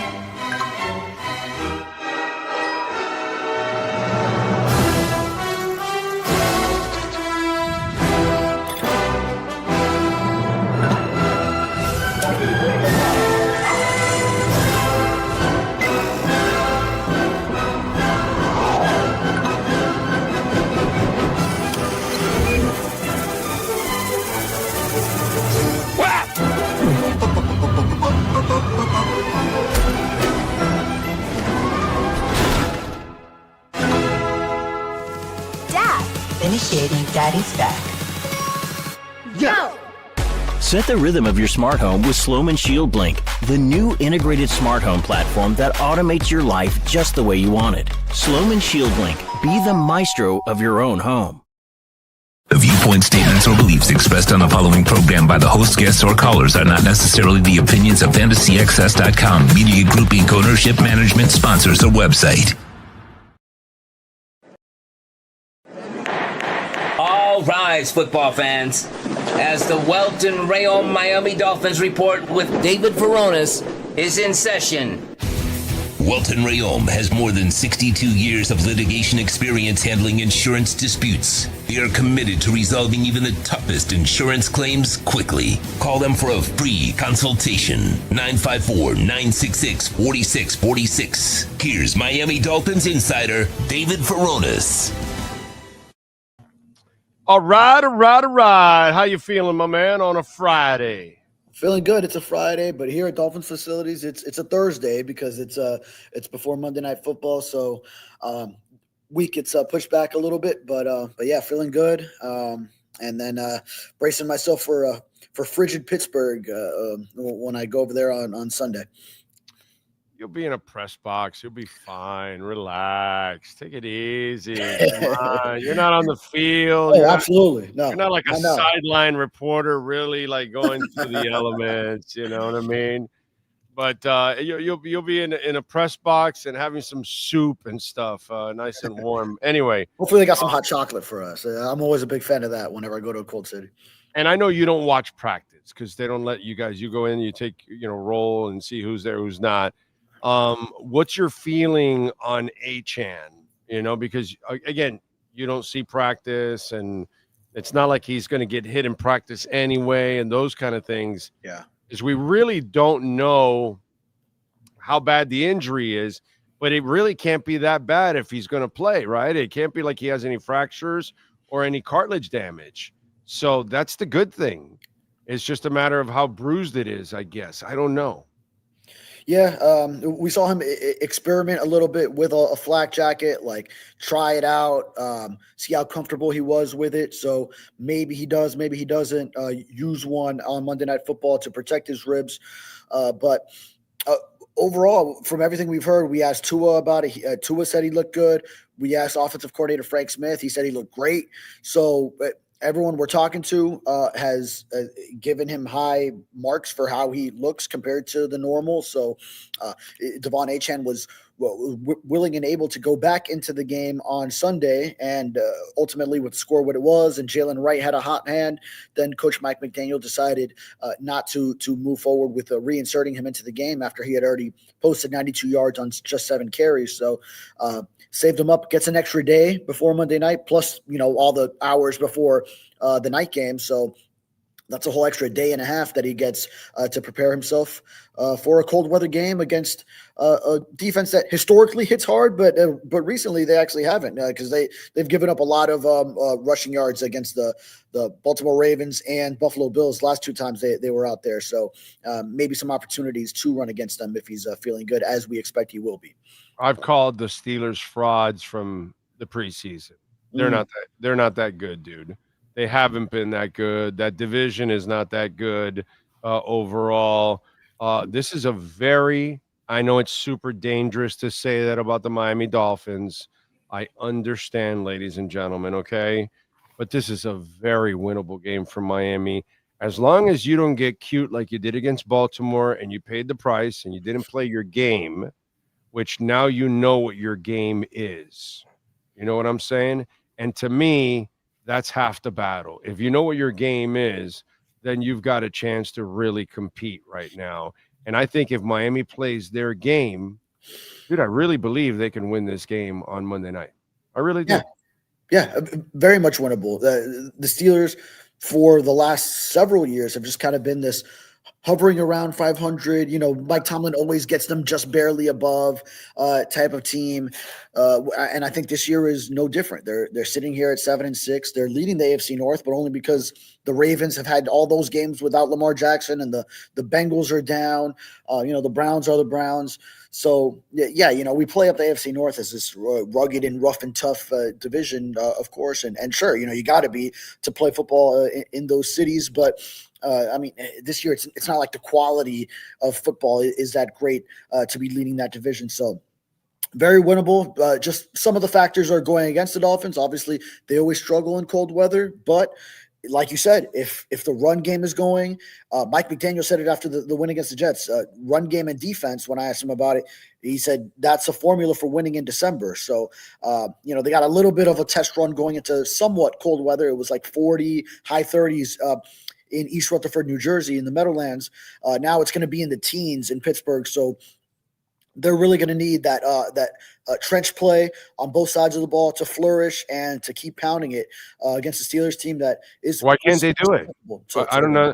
That's the part that I understand the history of the Dolphins. Right. I know, dude. I'm well aware of it. They have sucked for decades. This isn't like something that happened 5 years ago or 10 years ago. The Marino teams sucked in the cold. Okay, Marino teams sucked in the cold. They got their asses kicked in the cold all the time. Going out to the West Coast has always been bad for the Dolphins, no matter what iteration of the Dolphins we're talking about. Or playing in December has always been bad because whether it's Marino's teams or any of the other teams, they've all been finesse teams. None of them have ever been physical. This is the one time in a long time that you've actually been physical with the run game on a consistent basis. This is what travels. This is what wins in December and in January. And as long as you prove that it's not a fluke, which so far you've proven it for over a month, that it's not a fluke, dude, just stick with it. This is who you are. Plus, this is the best you. Whatever you thought the Dolphins were, this is the best version of the Dolphins. So stick with it, dude. You'll be fine. That's the way I look at it. Yeah, I hope so, and I think they will. I think now it's finally come to the moment where you see it's working on a consistent level. I mean, Tua hasn't thrown for 200 or let alone 175 yards in any of these 4 games of this win streak. It's actually the first time in his career that he's had a streak of 4 games without reaching 200, let alone 175, and it's because this ground game is working. So stick with it, especially in this type of environment. So I think that's a lot of what we're going to see. And then also on the defensive side, that how the secondary is playing with Minka, Rasul Douglas being an AFC Defensive Player of the Week amid a tremendous season that he's having. Because I think back to Aaron Rodgers having those 2 games where he kind of lit up the Dolphins twice with the Jets. Possibly different circumstances here with the way this new look secondary is playing for Anthony Weaver. Different situation for Aaron Rodgers in Pittsburgh, where instead of Garrett Wilson and Devontae Adams, we just had Anthony Weaver talking to us about it. Last year to this year.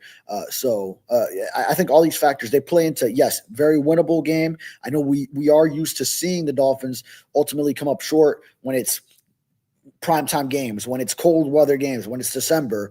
But this would be the time to do it.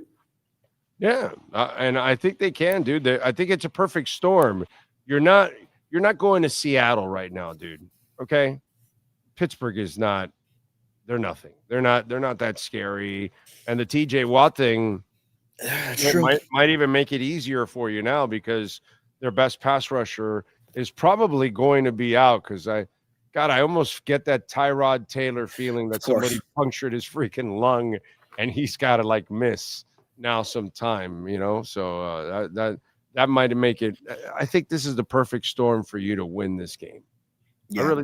And by the way, go ahead. No, I was just going to say, you hear that TJ Watt situation and that's some scary stuff. So, yeah, I mean, definitely a huge factor, especially with the way Tua has been dealing with opposing pressure coming in. The offensive line has been run blocking tremendously. The pass protection still kind of leaves a lot to be desired. Yeah. So, and Tua has to always get the ball out quickly, so he is used to that. But then that makes him kind of a one read type of thing, where once you get to the second one, he's running out of time. So, makes things difficult in the pass game. That's why when people start talking about, Tua needs to come through and be bigger part of it, he can't because he doesn't have time. So they don't have time for longer, more developing plays. My God, though, the touchdown to Waddle last week, he had a guy draped all over him. And that was a quick pass. That wasn't like anything that you had to wait a long time.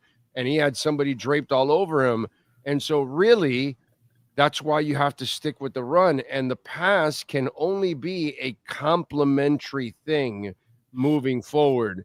You cannot get pass happy at no point in time. I know you guys were asking him about passing more and all that kind of stuff, but you can't. This offense, the line is built to run block right now. They're not a good pass blocking line. Really, everything indicates you must run, and the pass can only be a complement to the whole thing.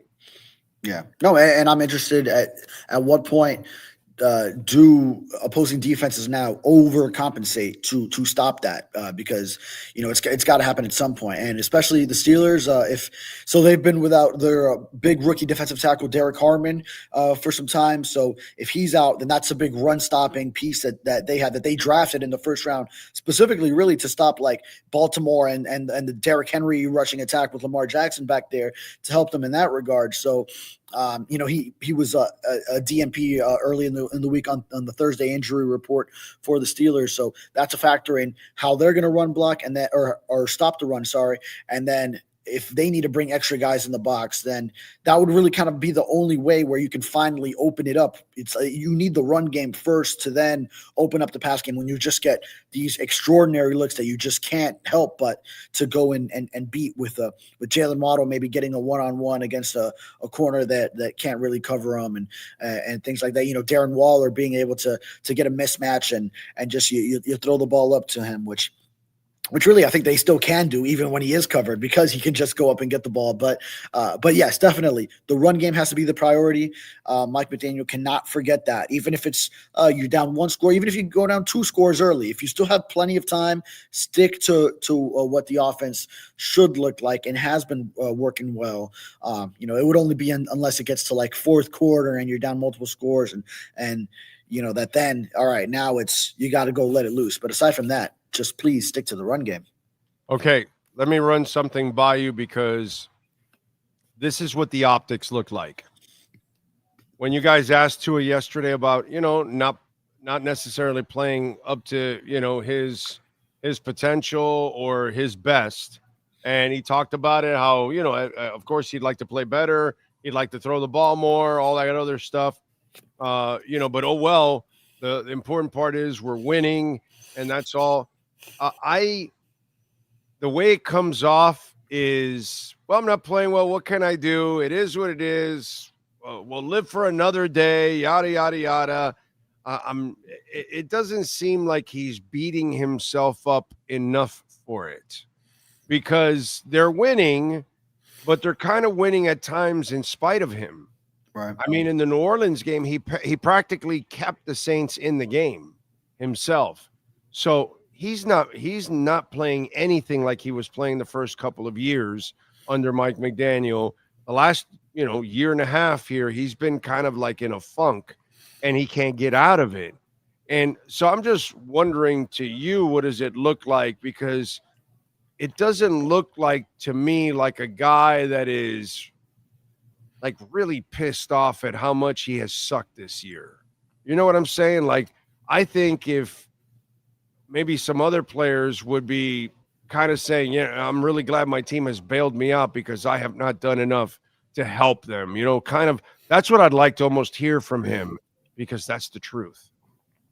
Yeah. Well, Tua is always this team first guy. He makes sure to prioritize that, right? Like in all his answers, even when he lights up the Ravens for 6 touchdowns in that crazy comeback. And I was asking him questions in that post-game press conference in Baltimore, like, does this guy even realize what he's done? Like he's there, like it's just like normal. You couldn't tell if they won or lost the game the way he was just so even keeled about his performance.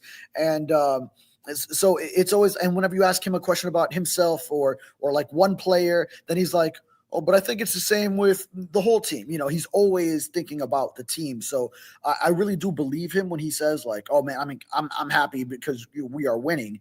And sure, of course I'd love to throw more. I'd love to contribute more, but So I do believe him like that. Those are his honest feelings that he like winning is number one for him. But I mean, I get it because I think if his play was resulting in losses like it did early in the year, then sure, it would definitely hit him harder. Like it just hasn't come off well after the "show me the money" comment. Of course.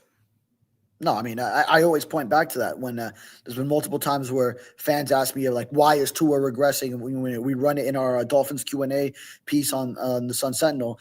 And, I mean, I do point back to that because that did kind of feel like a turning point. And I would hate to, paint Tua in that I don't want to paint him there because I've never seen him that way. But exactly. Yeah. I'm not seeing a guy that is really like beating himself up enough about the way because he has played like shit.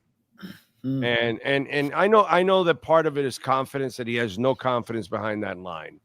I get it, dude. You've taken all these hits and concussions, and some of them you've brought on yourself because you were irresponsible, but at others you didn't because the line behind the line you play behind is terrible pass blocking. It's just horrific. But I don't see a guy that has I don't know, man. I would expect the guy to have a little bit more, be a little bit more uneasy with himself, not happy with himself, and I don't see it. I don't know. It just doesn't come off that way. Yeah. No.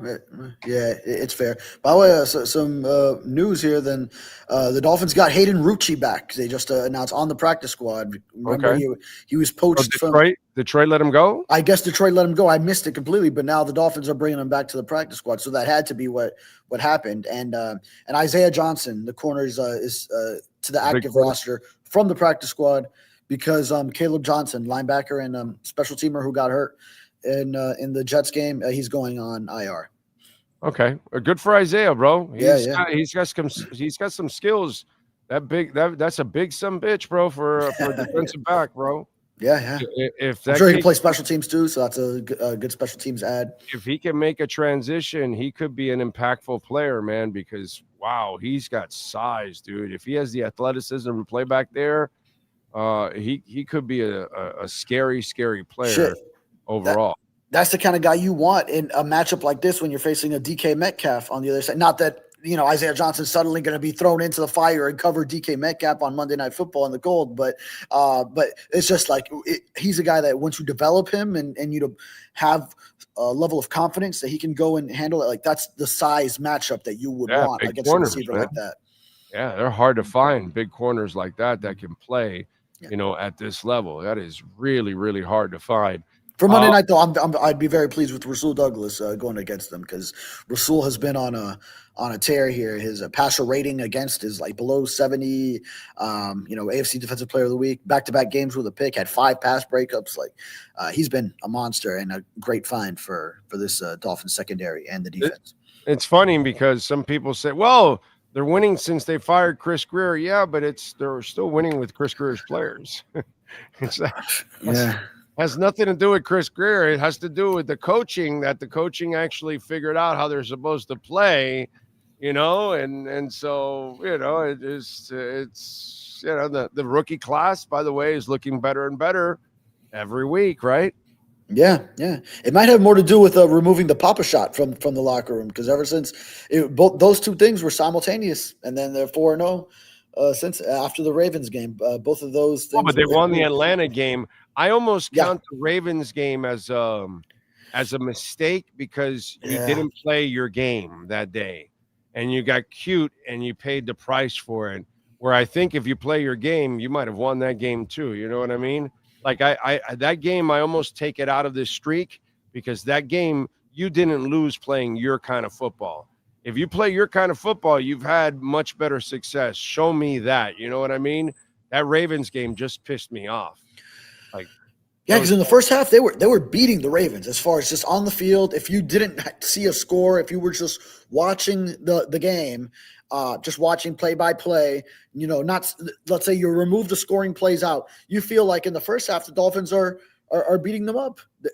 Just on the field, yardage discrepancy was huge in the Dolphins' favor. So they really were. They were playing kind of like in a soccer match when one team is dominating, but like the other team gets a goal, like they say in Spanish, de chiripa, just like a lucky, they cag a goal, and then like, all right, they're up 1-0, but it's the other team that's really playing better, and that was kind of what that first half was.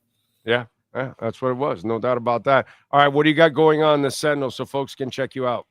Yeah, just yesterday I was writing about TUA, so that's that story's up about him, exactly that, the handling the dynamic of the team wins compared to being less from him, being more for the team, with his passing totals down right now, but the Dolphins winning behind the ground game.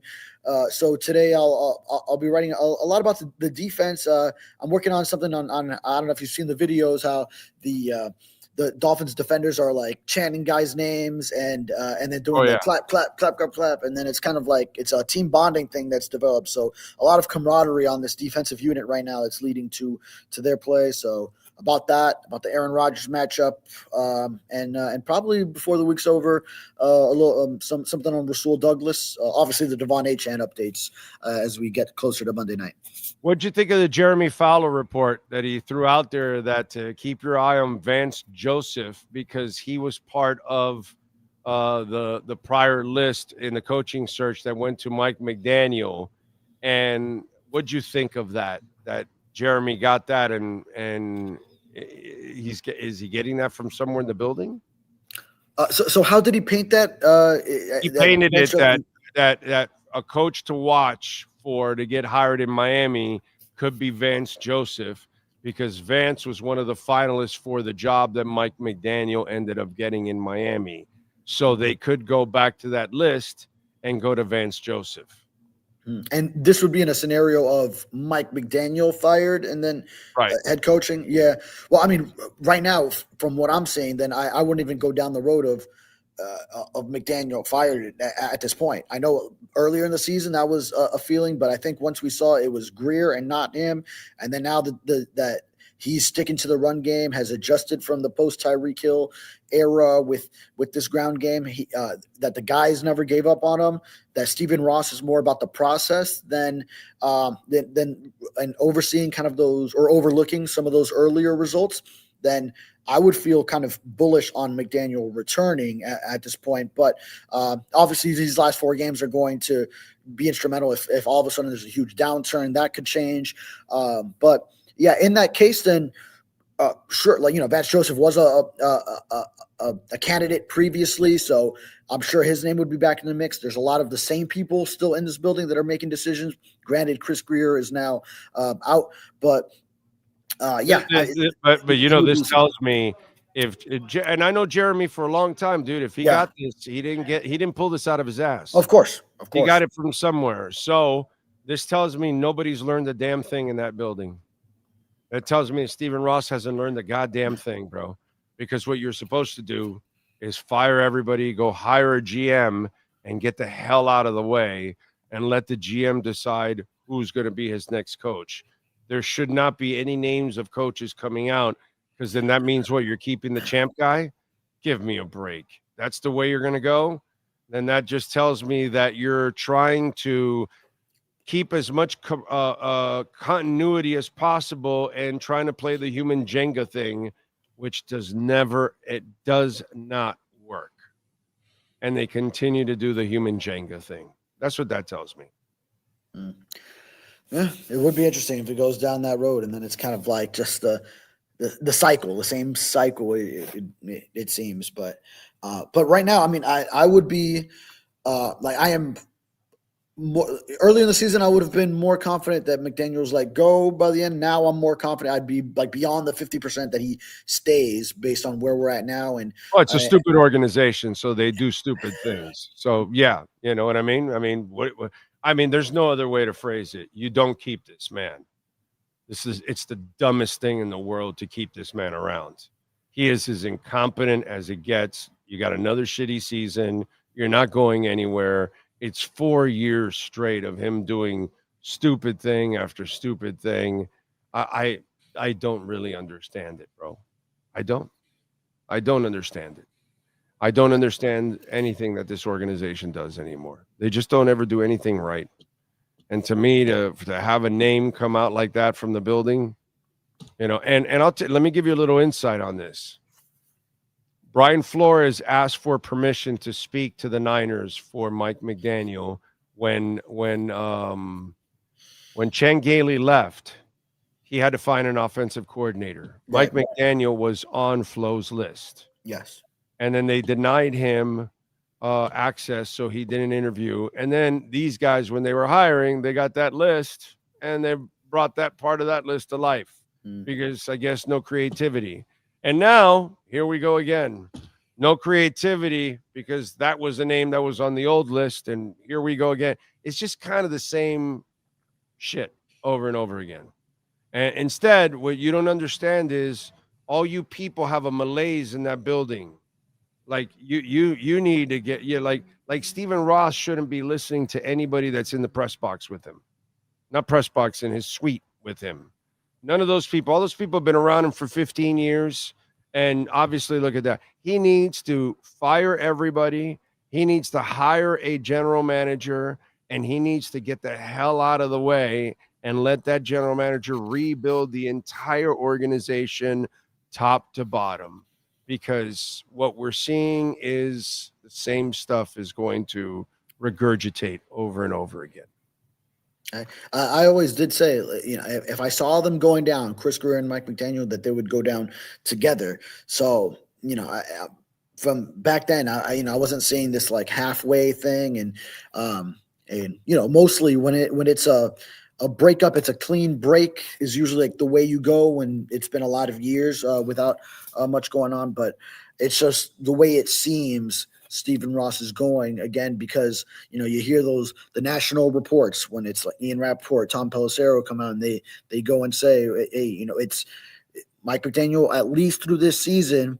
And I think from that moment, then he's only shown good things as far as showing that the team didn't give up on the season at that's bullshit, 1-6, by the way. 2-7. That's bullshit. Now they've won 4 in a row, and they found a new way that is effective to. Did the team quit on Cam Cameron, or was it that they were just playing hard because they were character guys? So much bullshit. Oh, of course, no. Football players, they got to play for their own life. None of those guys are playing for Mike McDaniel. Those guys, Jordan Brooks plays because he's a character guy. He's a dog. Steeler plays because he's a character guy. Waddle plays because he's a character kid. Patrick Paul plays because he's a character kid. That's what most of these guys are. They have great character in that locker room. They have people that are real professionals, and they're not just going to lay down no matter what their record is. They're not playing for Mike McDaniel. Anybody says that, I just say to them, so explain to me what happened in the Cam Cameron year, because they kept losing. They kept playing hard as hell. They were playing hard as hell.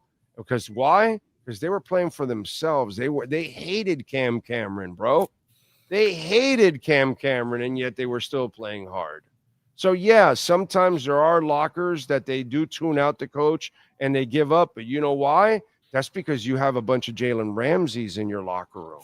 So when you have a Jimmy Butler or a Jalen Ramsey and you have those volatile human beings in your locker room, they might give up on you and not try. Okay, that's a whole different ball game.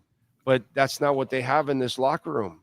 In this locker room, they actually have a whole bunch of dudes that are really actually good dudes.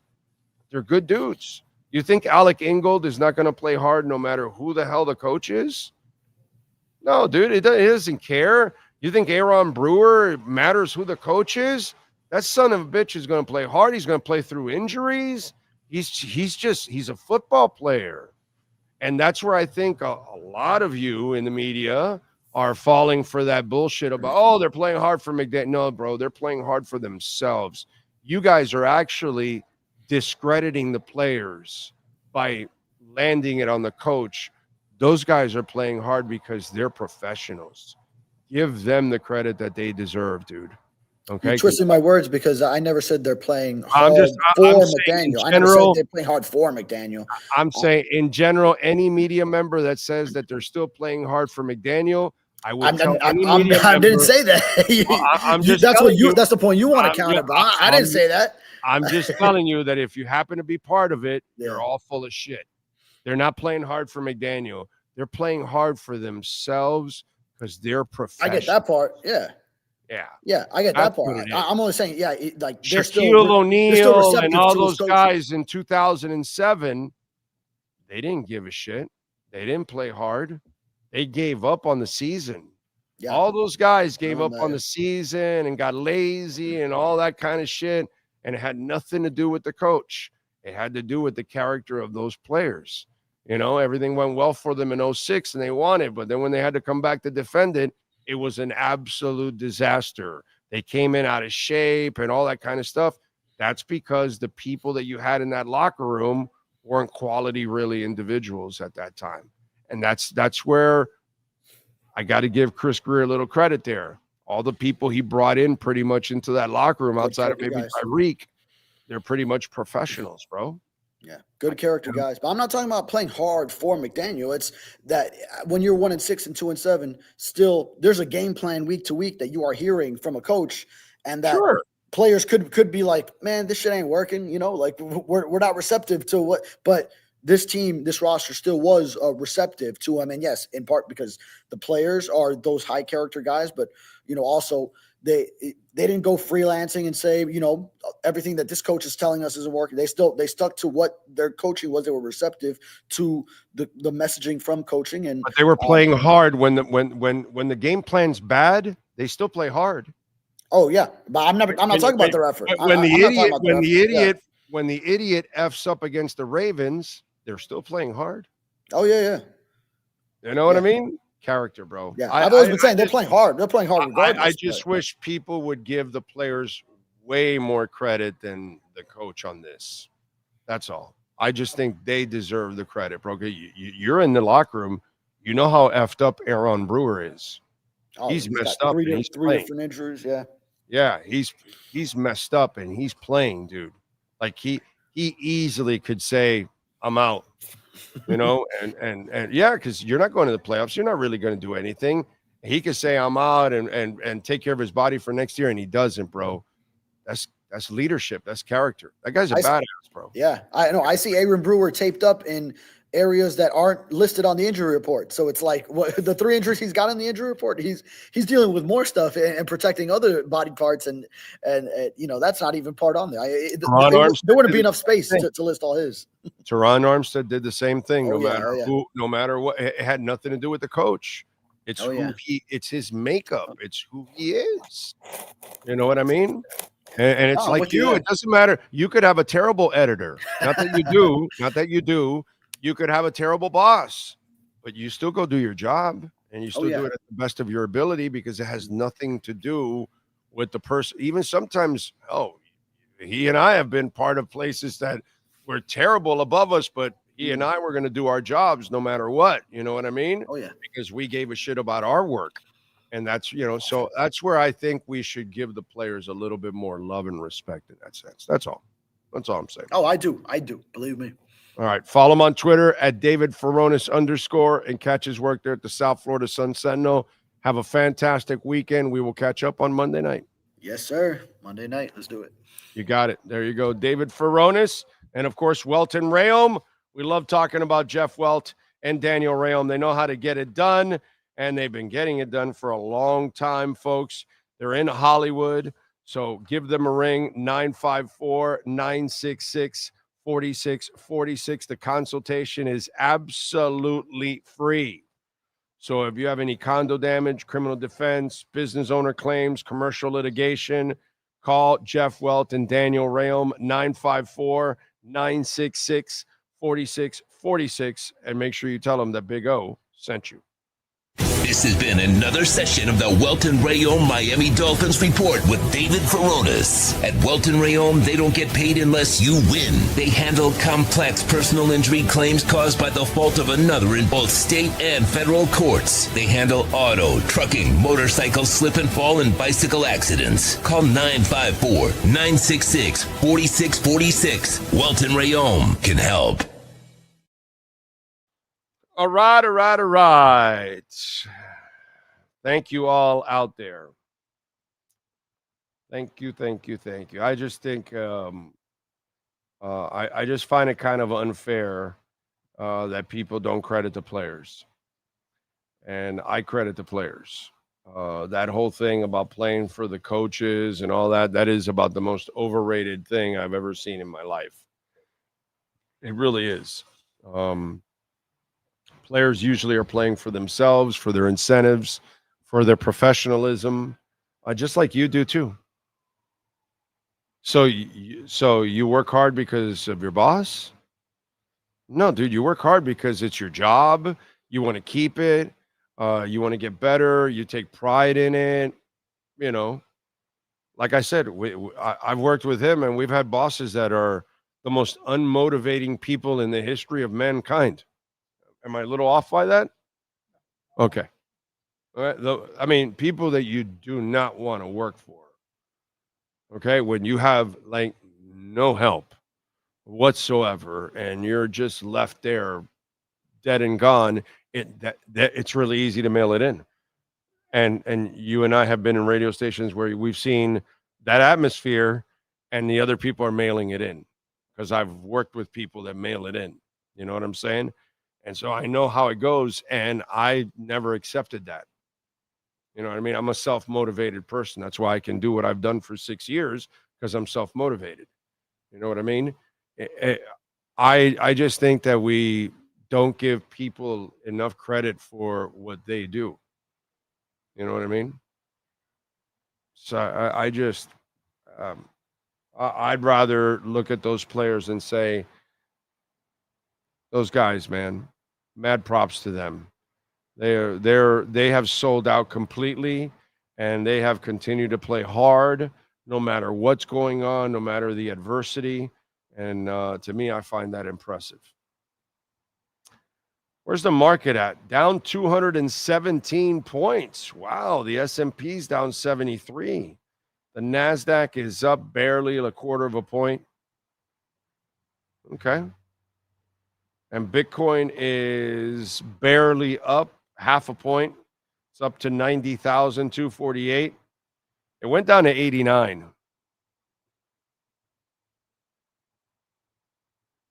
So there you go. All right. Oh, by the way, Netflix has announced a new Bitcoin comedy.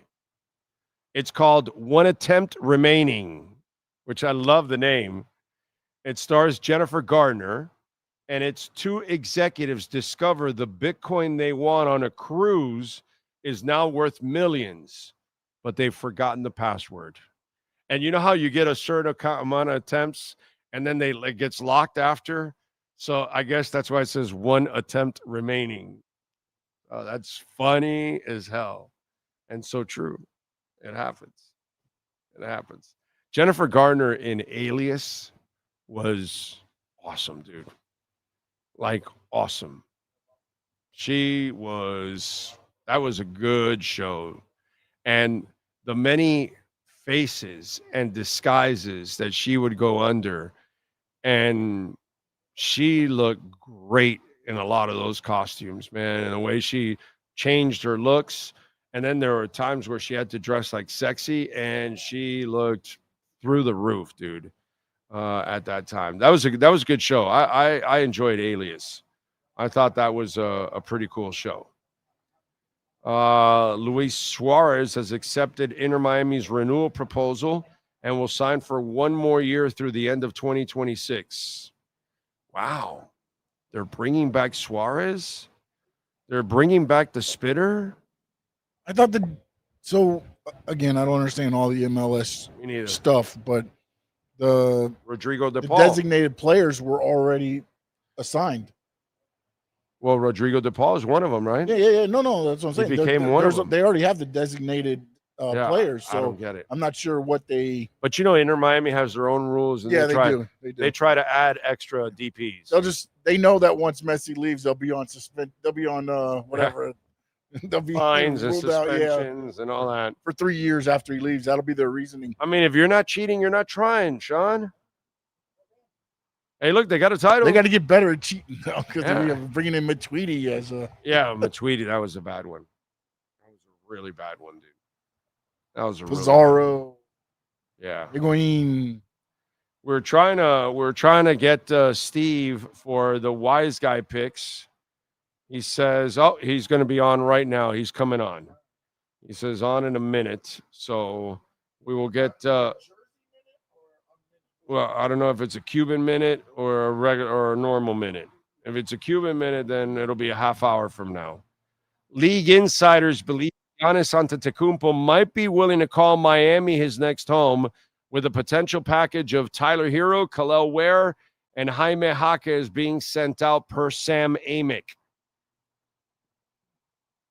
So there you go. At this point, go for it, bro. What the hell? I mean, you're not going to do what I really want you to do.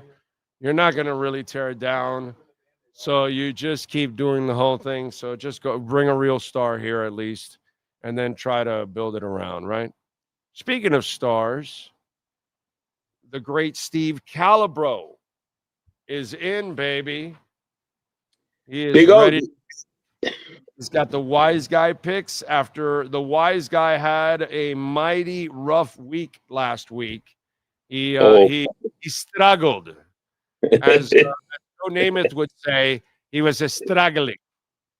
He was struggling to say the least, Big O. Yes, he was. I mean, it was rough. It was rough, but he feels confident. I looked at his picks. I'm telling you, I got to tell you, I don't know. I like one. I like one, maybe two. But let's go. Let's go with the Jersey guy picks. I mean, he's being a little cocky too. He's feeling good about this. But Packers over the Broncos plus 2.5.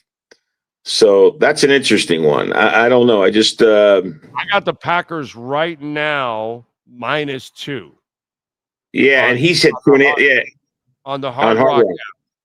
Okay. Yeah, so -2. So he had something by last night. So so he has the Packers -2. That's likes. Okay. He likes the Packers over the Bronx. I think the Bronx are going. I'm not sure on this pick. You know, I mean, I hear we are talking to your viewers, but the Broncos are such a screwed up team because you love their defense, but their quarterback, like he like screws around for 3 quarters. He doesn't know what the hell he's doing. He could give away the game also in the 3 quarters, but then somehow or another, the light goes on in the 4th quarter for the kid, and I got to give him credit. You know what I mean? Because I'm not a Bo Nix guy. I can't say that I'm a Bo Nix believer coming out of college. So if he is finally successful, I'll be wrong on this one. But I got to give it to him, bro. He's got some cojones in the 4th quarter. Like, well, I think in the 4th quarter. I got to give him props on that, man. I really do. I also think Sean Payton is a good coach. And I think, and he proves it in those 4th quarter calls. You know, he's got. I mean, not only is Bo Nix performing well in the 4th quarter, but there's some good game calls in the 4th quarter that Peyton has made. And they've won, a half a dozen games really close in the 4th quarter. Now, will that luck run out? Or a piece of me believes this is the kind of team that makes it to the Super Bowl. Because the ball's just bouncing all year. It's just bouncing in their direction. And so I'm not crazy about they win at the line of scrimmage. They do win at the line of scrimmage. So you got to give them.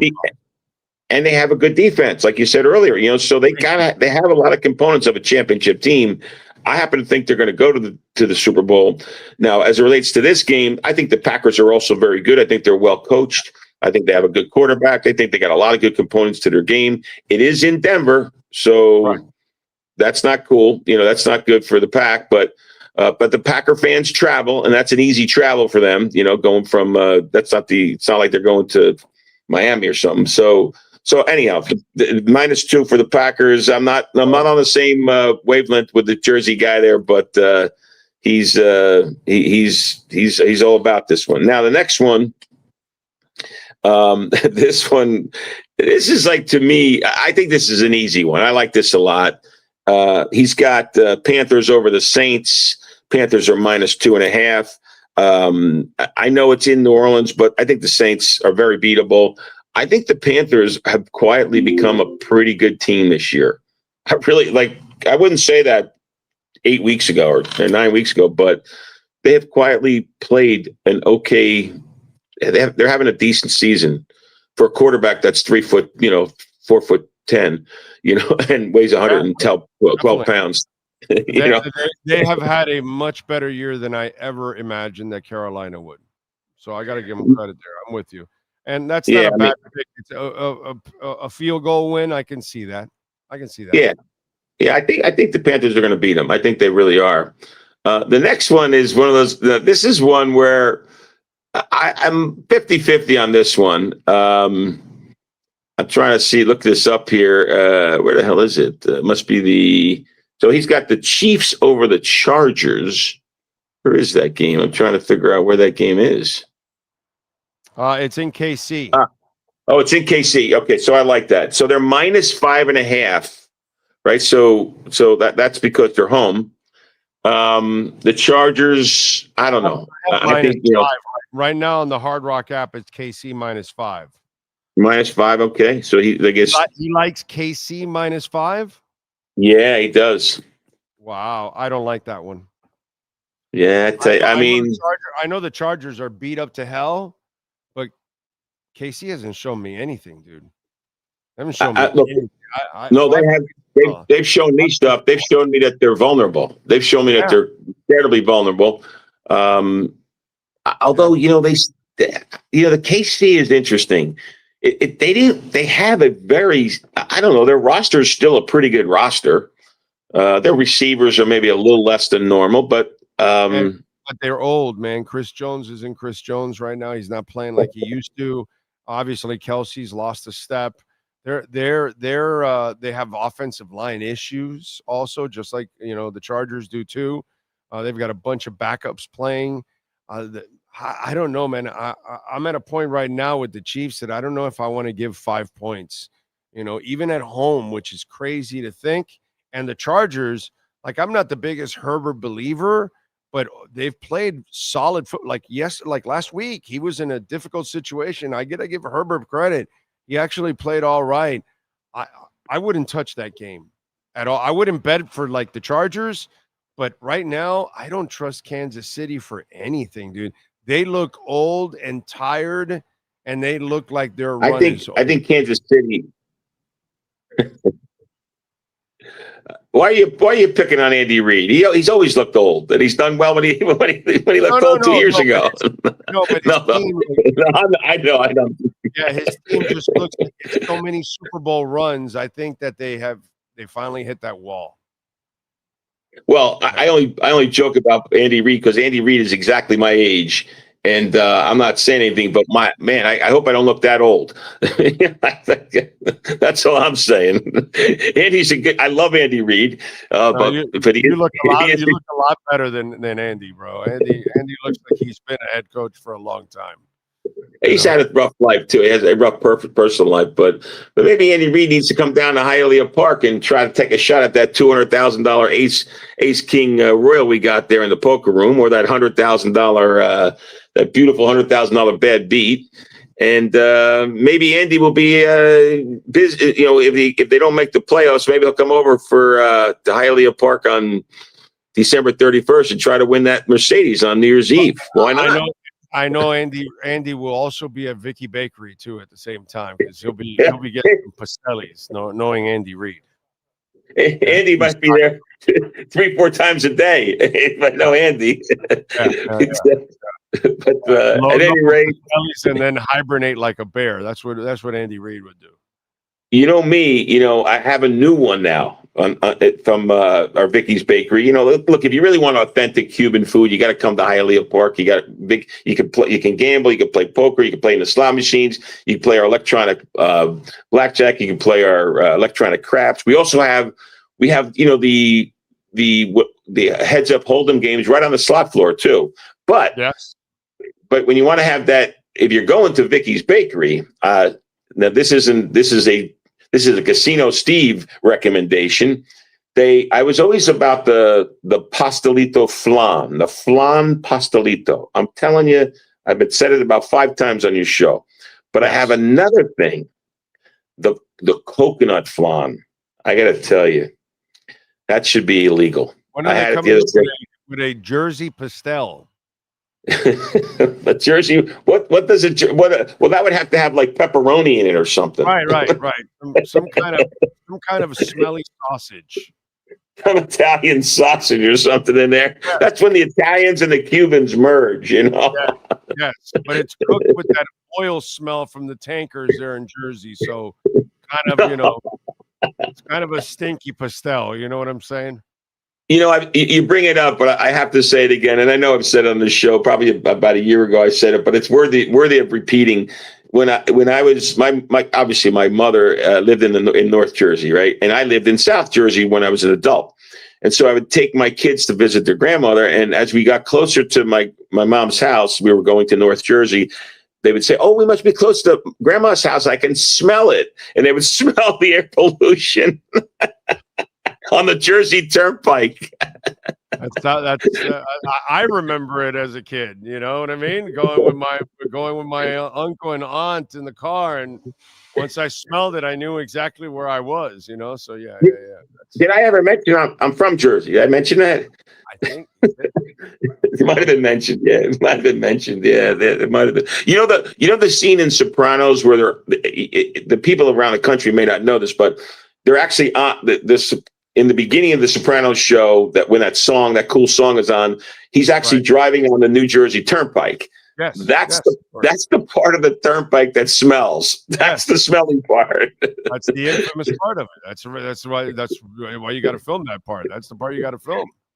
The southern part doesn't smell. The southern part doesn't smell. It has no pollution. You don't have smell. Oil tankers and all that there. You have it here. That's why you got all that smell. The refinery and all that crap. Yeah, definitely. Oh, it was pretty brutal. And Newark Airport, like the worst airport around. Maybe besides Chicago, it's probably the worst airport. It's always crowded, and they got one runway, and they're using floppy disk in the control tower, which that's what I heard. That's what's on the street, that they're using floppy disk still in the and you're flying in. but anyhow, to end the segment, I will just say, in the summertime, I do spend some time in New Jersey, and you and Sean are always welcome to stop by. If you're in New Jersey, please come by. And it's not the smelly part of Jersey; it's the good part. It's the Jersey Shore. The Jersey Shore, which is cooler. All righty. Have a fantastic weekend and enjoy the football. And we'll see if the boys do it on Monday. All righty. Take care. Have a good one. Good. The great Steve Calabro with the Jersey Wise Guy picks. Let me go over them one more time. He's got Green Bay -2 at Denver. He's got Carolina -2.5 at New Orleans. And he took KC home -5 against the Chargers. Those are the picks. We thank Steve. We thank Manny Navaro. We thank David Feronis. We thank the great Larry Schlossberg, as always. We thank the man, the myth, the legend that is Sean Stanley. We thank all of you for tuning in out there. We shall see you tomorrow. Well, we shall see you Monday morning, same time, same place, same bat channel.